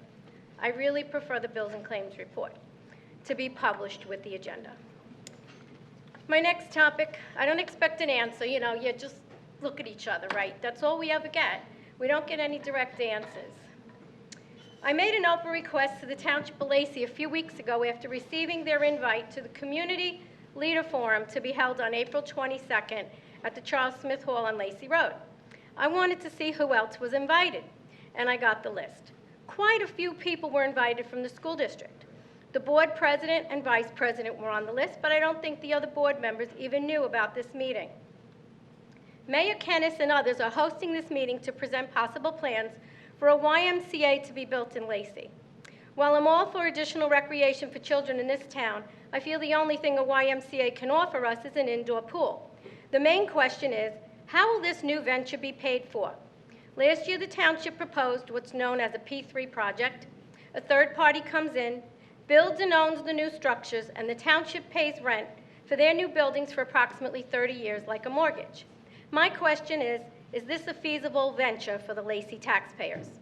So all the people that received invitations, please come to this meeting next Wednesday at 4:30 because I want to hear what other people will think of the proposals of how this new YMCA venture will be paid for.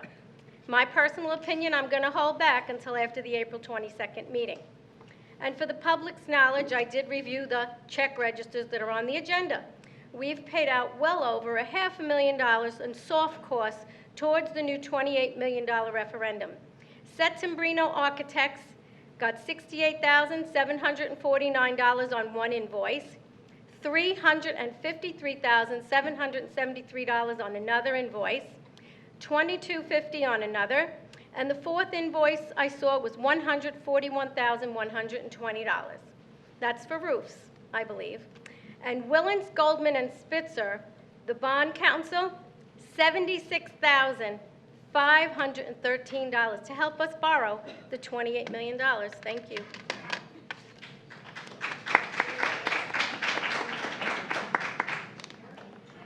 Would anybody else, go ahead. Yeah, up at the top. Just, Ms. DeSenza, the board is well aware of that meeting about the Y. It's invite only. I know. Okay, it's invite only. I'm just asking everybody to come that should. Correct, but it's invite only.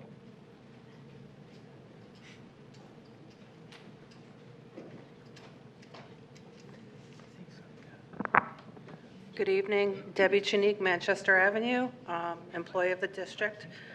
I want to talk to the board, and since you're preparing to take away the health insurance of paraprofessionals and health aides, I want to talk about health. And I want to talk about my health. I have a chronic condition. I take preventative medication. I'm 57 years old. I know a lot of other health aides and paraprofessionals are probably in the same position I am. We need our health care. I personally carry the health care for my entire family. I worked over 9 years part-time here. No contract, no benefits, because part-time paras aren't eligible for benefits. And I stayed.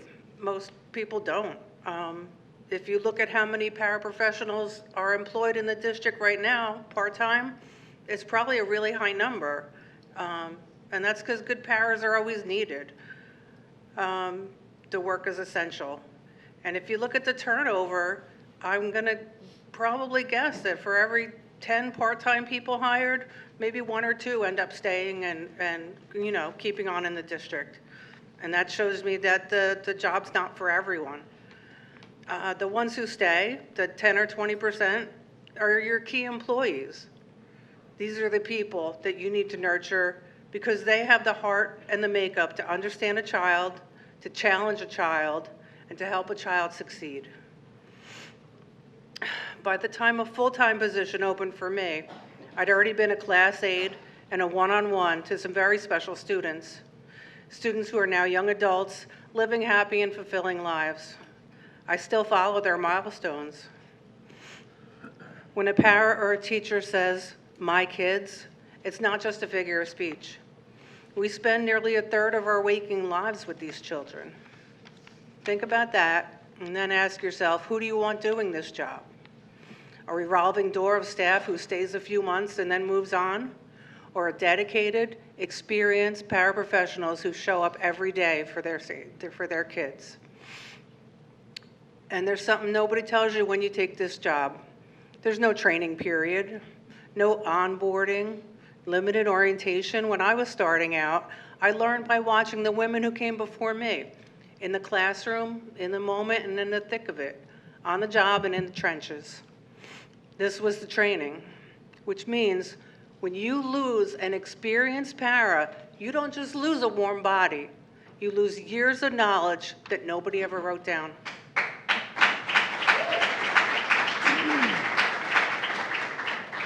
Some of these women saw the writing on the wall and retired, fully compensated for their years of hard work. Some of them are probably sitting here tonight, wondering how they're going to pay their mortgage, their medicines, and their health care. They did the work that no one wanted to call important.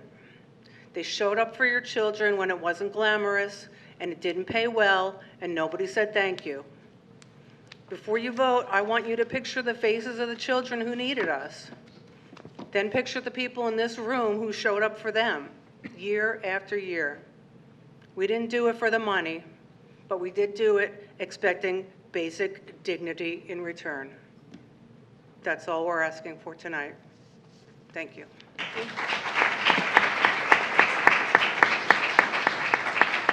Okay, would anybody else like to have a public comment? No? Okay, I'm going to close the floor of public comment. I'm now going to jump to superintendent comment. We're going to switch order a little bit. Okay. Thank you.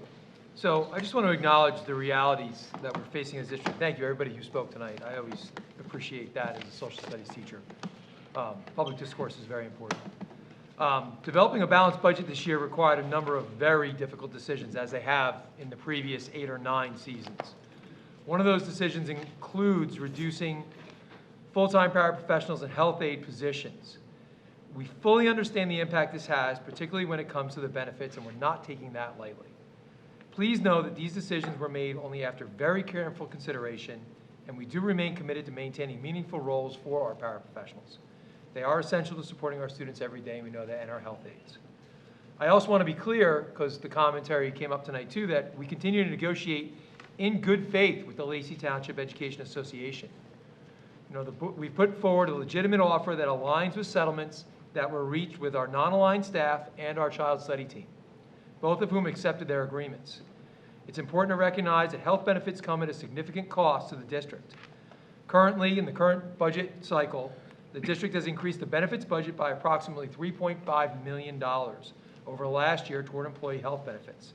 And those costs continue to rise, and it represents roughly a 5% raise, which is comparable to a salary increase and overall financial impact.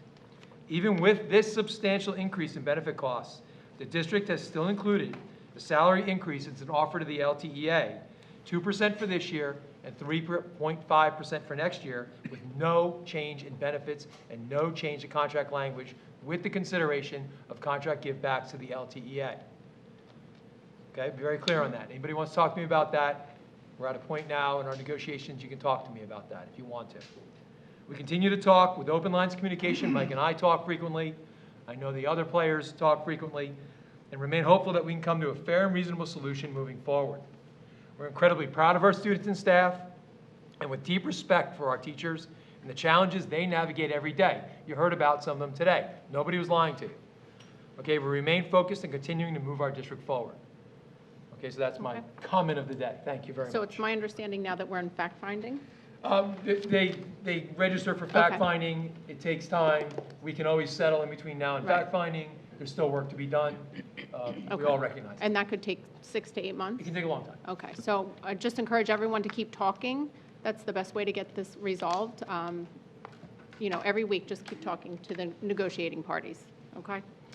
All right, we're now going to move on to board committee reports, and we're going to start with, let's start with Mr. Bell with curriculum, please. All right, we had our board meeting April 14th at 4 p.m.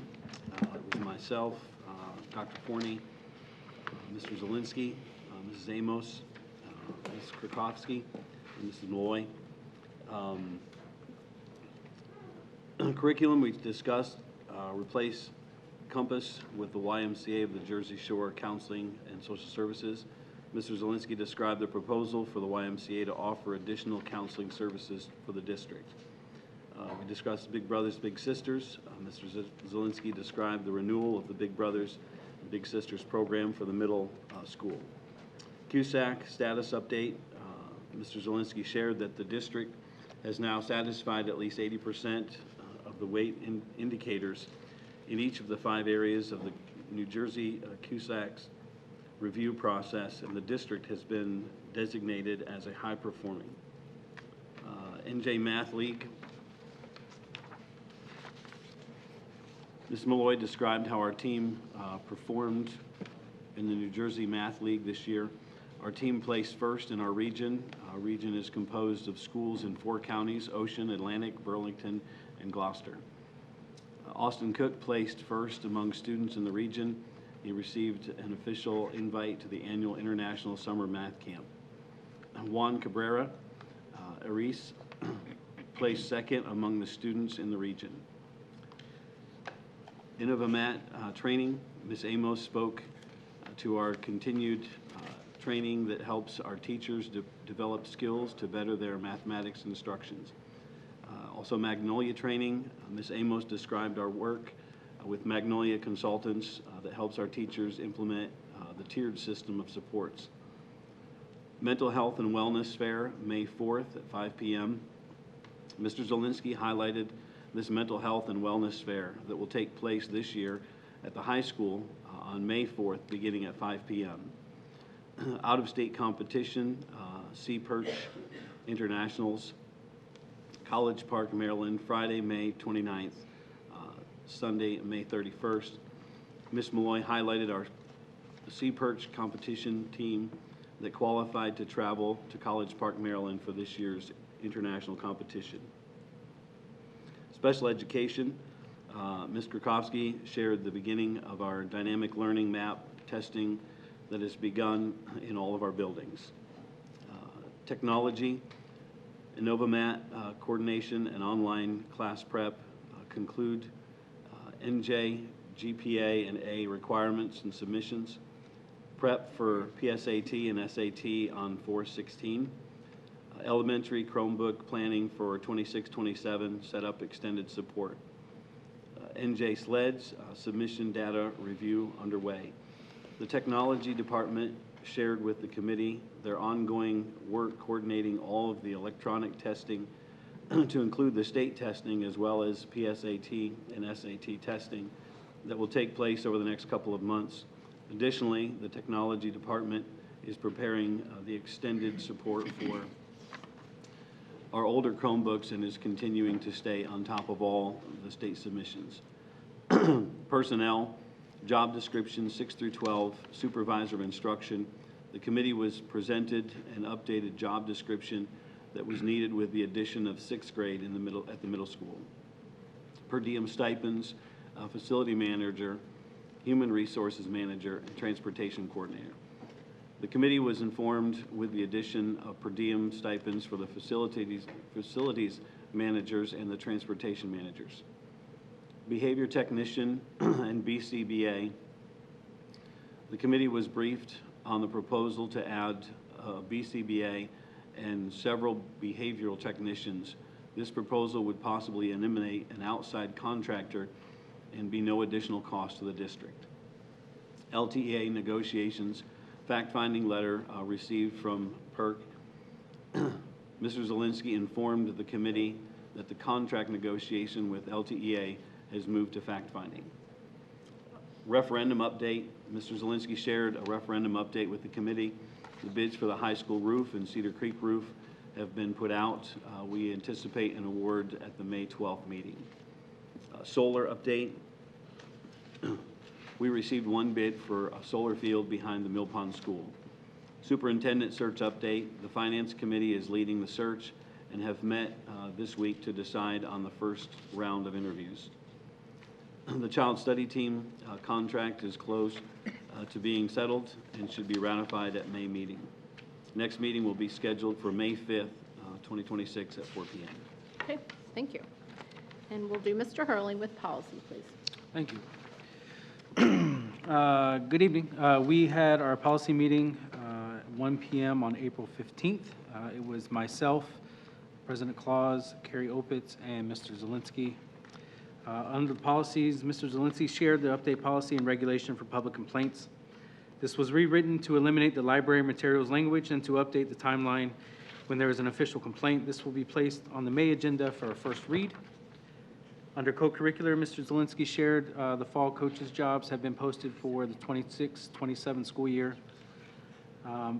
For the LTASA and Child Studies Team contract negotiations, contract is awaiting ratification by the membership and should be ready for full board approval at the May Board of Education meeting. Under other, all the same agenda items from Mr. Bell. The committee was presented with updated job descriptions that was needed. With the addition of 6th grade and middle school, the committee was informed with the addition per diem stipends for facility managers. The committee was briefed on the proposal to add a BCBA and several behavioral technicians, possibly eliminating outside contractor and no additional cost to the district. Mr. Zielinski shared the referendum update with the committee, and the bids for a high school roof and Cedar Creek roof have been put out. We anticipate an award at the May 12th meeting.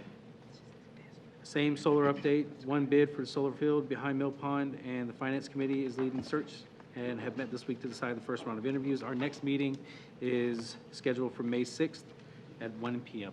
Okay. Thank you for Thank listening. you. And Vice President Goen, would you like to do finance? Sure. So Finance Committee, we met on Wednesday, April 1st, 2026 at 3:30. In attendance, it was me, President Claus, Brandon Hurley, and Connie Stewart.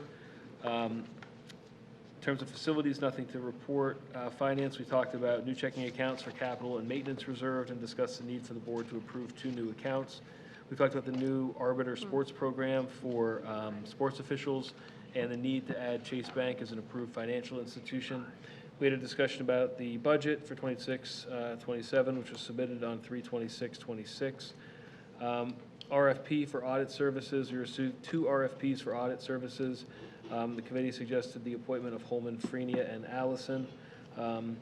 RFP for solar field. We talked about the RFP that was posted on April, or the RFP would be posted on April 14th. This was prior to it being posted. This was prior to responses being due that we met. So we talked about that. The corrective action plan. We're required to submit a corrective action plan for the Special Education Medicare Initiative, and that's going to be for board approval. And we talked about the E-rate for Comcast quote. Food service, we discussed the forms that need to be prepared to be sent to the Department of Agriculture by April 10th, 2026, which I believe was done.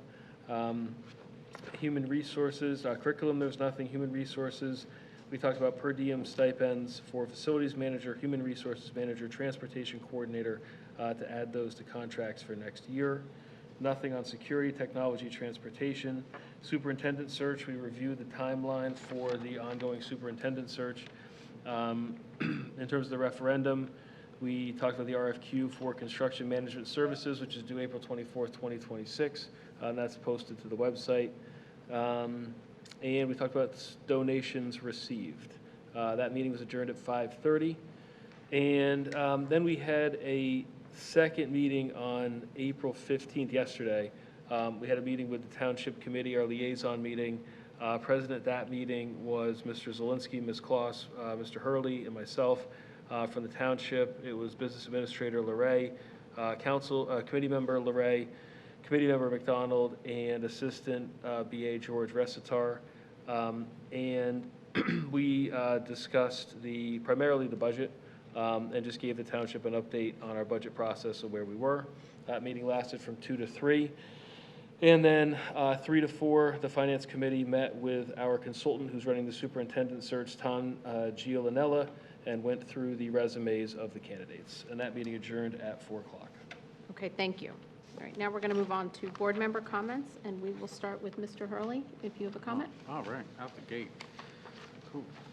So first, congrats to the seniors of the month and our unsung hero and all the teachers that were selected for Teacher of the Year. That's amazing, and we truly appreciate all the work you do for our students every day.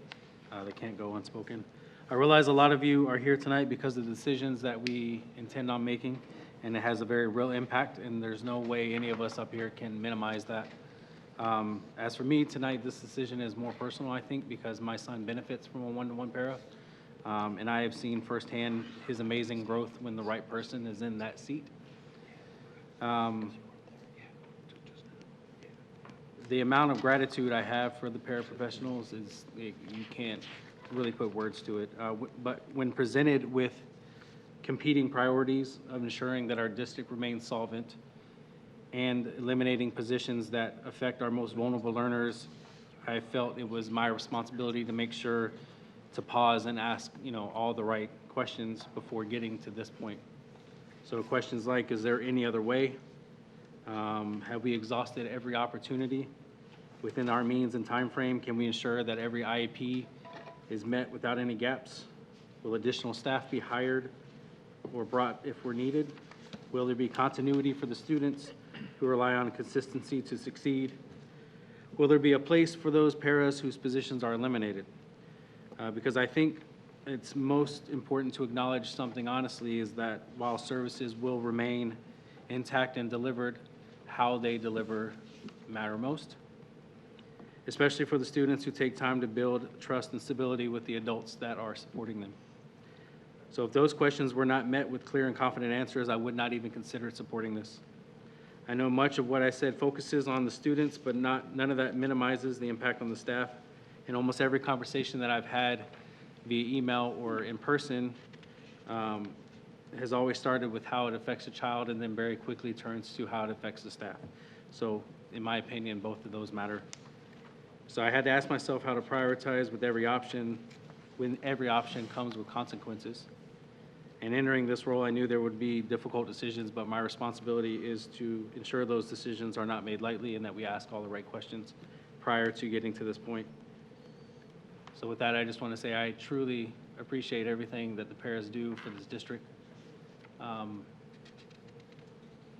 And you all mean a lot, especially to my family, so thank you. Okay, thank you. Okay, Mr. Armato. Thank you. First, let's start with what a night in recognition for our teachers and students here tonight. It was pretty wild to watch.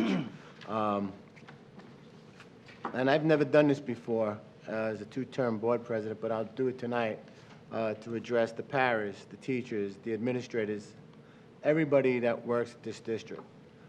No one minimizes your effort to what you do to this school. And when I look out and I see some of the teachers that have taught my kids, and I'm very grateful because my kids are striving in the real world. And they're striving in the real world because they attended school here. One of the things I learned when I became a parent and my kids started going to school was one of the teachers here said to me, get involved. And I did. And I got involved. And I spoke to the teachers and I asked, what can I do at home to help my son with this or help my daughter with that? So I'm very proud to say that I have 3 children that graduated from this school and doing real good in the real world. If you think that Mr. Zelinsky and Connie sit here and they say, okay, let's cut this and cut this with a smile on their face, they don't. They're given a pocketbook of money from the state of Trenton, and they got to try to make it work. They got to try to make it work. And it's agonizing. I'm sure for him it's probably long sleepless nights, knowing how involved he is in this district. But the decisions have to be made. And I think it was Dan Toner who said that we got to bring the fight to Trenton. We all cherish the work that you do. If there's a football game, we're there. If there's a basketball game, we're there. If there's a play, whatever it is, we're there. We try to support any way we can. And I know our board president is highly visible. You can find her everywhere. It doesn't matter if she likes the sport or not. She's there. If there's a play going on, she's there. So we're in a tough position here. And no one's apologizing for the role that we took. We knew it. We took the role knowingly that one day this could happen in our tenure as board members. But at the end of the day, we got to do what's right for the entire district and maintain the district for the kids. So make sure that they have a room to go to with a teacher to teach them and resources at their disposal so they can continue getting the same benefits my kids got when they went to school here. So as I look up and I see this, I see a lot of eyes rolling and a lot of looking up in the air thinking that this is not from the heart, but it is. And I look at some of our leaders here, principals, who know, and if you ask them, they probably back me, that them being principals of the schools that my kids attended are probably one of the big reasons why my kids are doing really well today. And I'll never take that away from Lacey Township. I'll never take that away from the district. I'll never take it away from the teachers that taught my kids. So aside from the fact, if I don't win the lottery this weekend, I got to just keep fighting Trenton and hoping that we can get to this resolution one day. But we do cherish you, we do appreciate you, and thank you for what you at least did for my family. Thanks. Okay, thank you. Mr. Bell. I would just like to reiterate that. We do value what you do. I cannot speak as these 2 gentlemen did. My boys did not go through the district, but I do not devalue how you've impacted the students who helped me at Home Depot or Taco Bell or wherever. And I know it's a community, and I don't want you to feel undervalued. I wish we could pay the teachers more. I've said that from the beginning. But as was mentioned tonight, you know, we have to look at the paper. We got to look at the numbers. And it's not an easy thing. And I don't want you to think that we come all from places where it is easy. I'll just give you a little background on myself. I grew up on a dairy farm in Pennsylvania. My dream was to be a dairy farmer. And found out in '94 that my dad was getting paid the same for milk in 1994 that he was getting paid in 1972. But everything else had gone up. So we feel the pain. I had to give up my dream and move on. And I hope that you don't have to do that. But understand we've walked through it. We know what the pain is. We see the prices going up. We're not trying to push teachers out. We're not trying to hurt the district. We do value the students, and we know that in order to value the students, we have to value the teachers. And we'll do everything we can to keep that moving ahead. And again, I do thank everybody that comes and speaks at the podium. To me, communication is one of the greatest things the community can have. And if somebody's sitting there thinking something and not saying it, it doesn't come into play. And so thank you for coming and speaking, even the young folks that come up and speak. Okay, thank you. Ms. Opitz, do you have a comment No tonight? comment. Okay. Dr. Forney, do you have a comment? I do.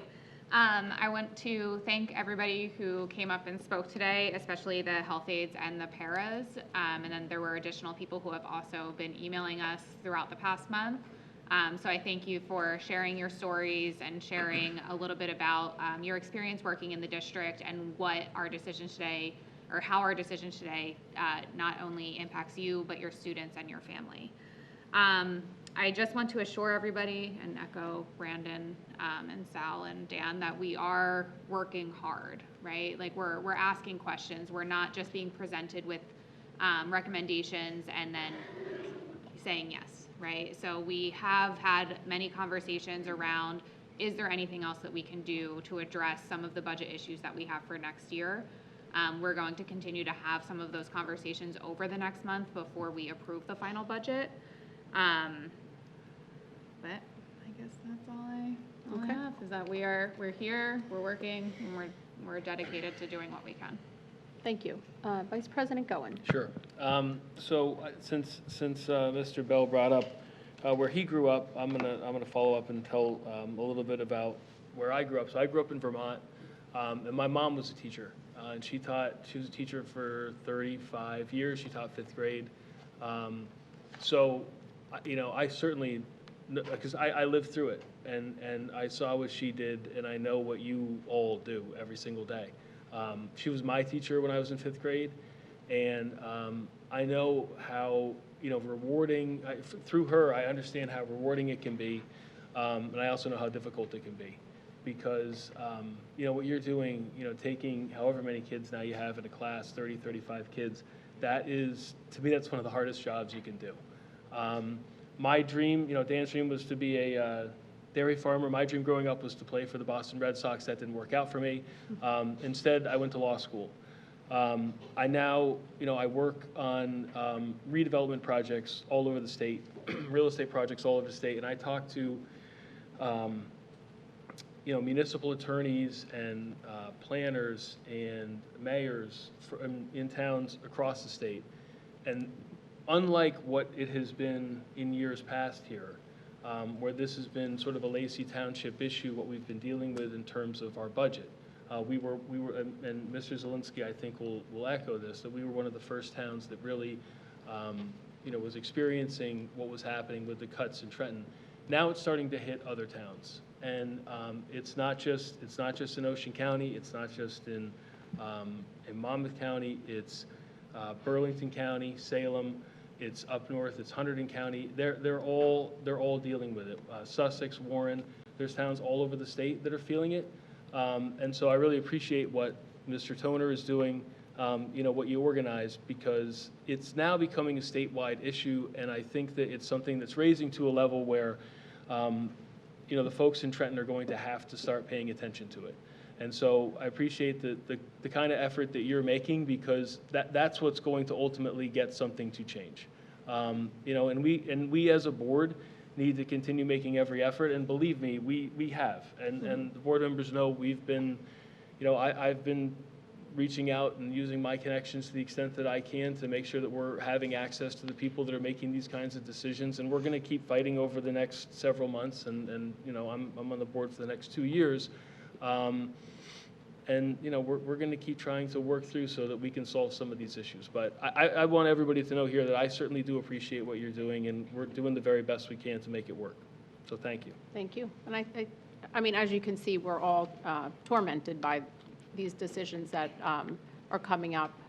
We've been through this every year. It's been 5 years for me. Teachers laid off, increased classroom sizes. It just doesn't seem to get any better. Now we're getting hit with the insurance, which is really why all this is happening this year. But again, we still have a little bit of time, but I just want to give you guys some dates that are coming up. Most of these are open to the public.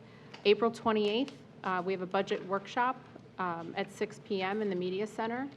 May 5th, we have a special meeting. That's our public hearing and adoption at 6 p.m. May 12th is our regular board meeting, so we're changing it from Thursday to Tuesday, so if anybody wants to join us then.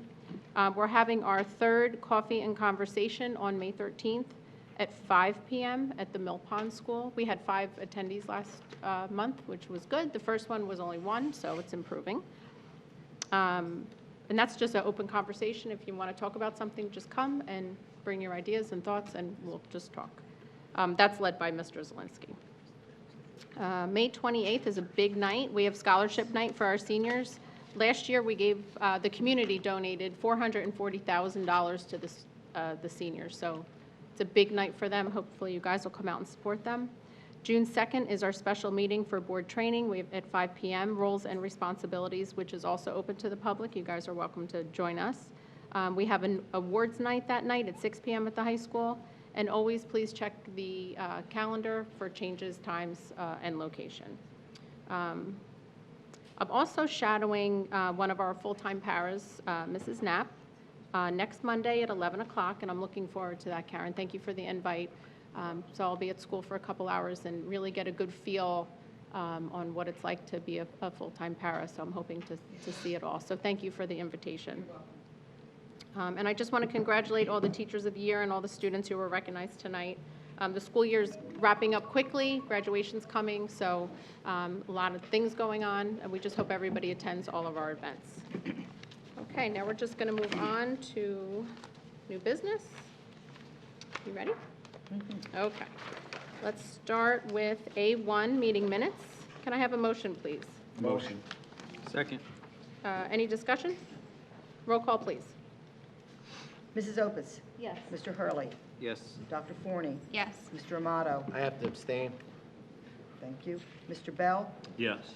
Mr. Goen? Yes. Ms. Klaus? Yes. A2, list of bills. Can I have a motion, please? Motion. Second. Discussion? Roll call, please. Mrs. Opitz? Yes. Mr. Hurley? Yes. Dr. Forney? Yes. Mr. Amato? Yes. Mr. Bell? Yes. Mr. Goen? Yes. Ms. Klaus? Yes. A3 to 4, transfers, and S1701. Can I have a motion, please? Motion. Second. Discussion? Roll call, please. Mrs. Opitz? Yes. Mr. Hurley? Yes. Dr. Forney? Yes. Mr. Amato? Yes. Mr. Bell? Yes. Mr. Goen? Yes. Mrs. Klaus? Yes. 8.5 to 8.13, finance and facilities. And I'm going to remove, administratively, I'm going to remove number 9.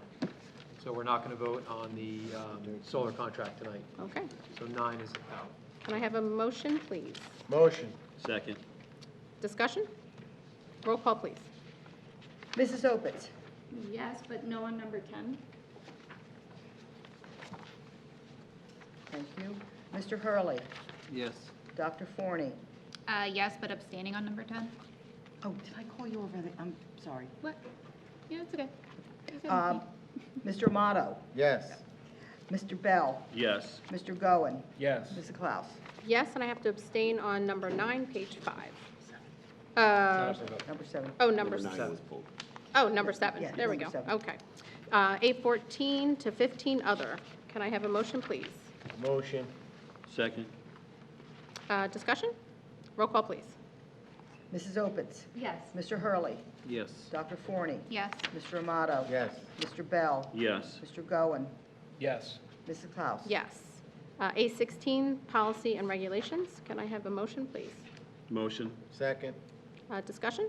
Roll call, please. Mrs. Opitz? Yes. Mr. Hurley? Yes. Dr. Forney? Yes. Mr. Amato? Yes. Mr. Bell? Yes. Mr. Goen? Yes, on 18, I have to abstain from A17. We didn't get there. Not there yet. Oh, sorry. Next one. Oh, yes, good yes. Thank you. Well, now you Mrs. know. Klaus? Yes. A17 and 18, Hibbs. Can I have a motion, please? Motion. Second. Discussion? Roll call, please. Mrs. Opitz? Yes. Mr. Hurley? Yes. Dr. Forney? Yes. Mr. Amato? Do I have to abstain from the March one? Yeah, the second Yes. one. Mhm. Okay, so I abstain on 18, and I'm okay with 17. Correct. Mr. Bell? Yes. Mr. Goen? I'll do the same thing. You're opposite. Abstain on 18? You abstain on 17? on 17. Right, okay, we'll get this right. I'm abstaining on 17 and yes on 18. And Mrs. Klaus? Yes. Page 8 to 9, donations, and we'd like to thank everybody on behalf of the board. Can I have a motion, please? Motion. Second. Any discussion? I just want to highlight the Viking Yacht Company giving us 38 sheets of mahogany plywood. That's going to be beautiful. Worth about $8,000. Roll call, please. Mrs. Opitz? Yes. Mr. Hurley? Yes. Dr. Forney? Yes. Mr. Amato? Yes. Mr. Bell? Yes. Mr. Goen? Yes. Mrs. Klaus? Yes. Professional days and workshop and travel, page 9C. Can I have a motion, please? Motion. Second. Discussion? Roll call, please. Mrs. Opitz? Yes. Mr. Hurley? I have to recuse on that one. Dr. Forney? Yes. Mr. Amato? Yes. Mr. Bell? Yes. Mr. Goen? Yes. Mrs. Klaus? Yes. D, certificated personnel, D1 through 10. Can I have a motion, please? Motion. Second. Discussion? Roll call, please. Mrs. Opitz? Yes. Mr. Hurley? Yes. Dr. Forney? Yes. Mr. Amato? Yes. Mr. Bell? Yes. Mr. Goen? Yes. Mrs. Klaus? Yes. Page 12 to 16, E, non-certificated personnel, E1 through E9. Can I have a motion, please? Motion. Second. Discussion? Roll call, please. Mrs. Opitz? Yes. Mr. Hurley? Yes. Dr. Forney? Yes, but I'm abstaining on 4. Mr. Amato? Yes. Mr. Bell? Yes. Mr. Goen? Yes. Mrs. Klaus? Yes. And we do have a walk-on tonight? Yeah, okay. We do. We do. Yes, I have a walk-on resolution for the board's consideration. This is in support, in short, it's in support of Mr. Sawicki's bill, A4860. I do have to read it. It's a motion to approve the following resolution. This is in support of A, Assembly Bill 4860, the Fairness for School Districts and Development Restricted Areas Act. I've been talking with Assemblyman Sawicki. This is a very specific bill. The Lacey Township School District is located within the unique geographical region where we have the ability to generate local tax revenue through commercial and residential development. Is strictly limited by the mandates of state law. This bipartisan legislation, known as A4860, has been introduced to address this inequity by providing essential state aid to school districts whose rateable base, their capacity to fund education through local property taxes, is restricted by these environmental and state-imposed protections. And the state of New Jersey, while rightfully protecting our natural landscapes, has historically failed to provide the corresponding financial support necessary to compensate our taxpayers and our schools for these lost opportunities. The Lacey Township Board of Education maintains that the quality of a child's education should never be compromised by the geographical boundaries in which they live, nor should our local community bear a disproportionate tax burden due to state-level land use decisions. And this board recognizes that the fiscal stability of our schools is a matter of fundamental fairness, requiring a state-level solution for a state-created challenge. And just as this board has a longstanding tradition of honoring those who dedicate their lives to our children, it holds a sacred duty to advocate for the resources and legislative fairness that allow our educators and students to thrive.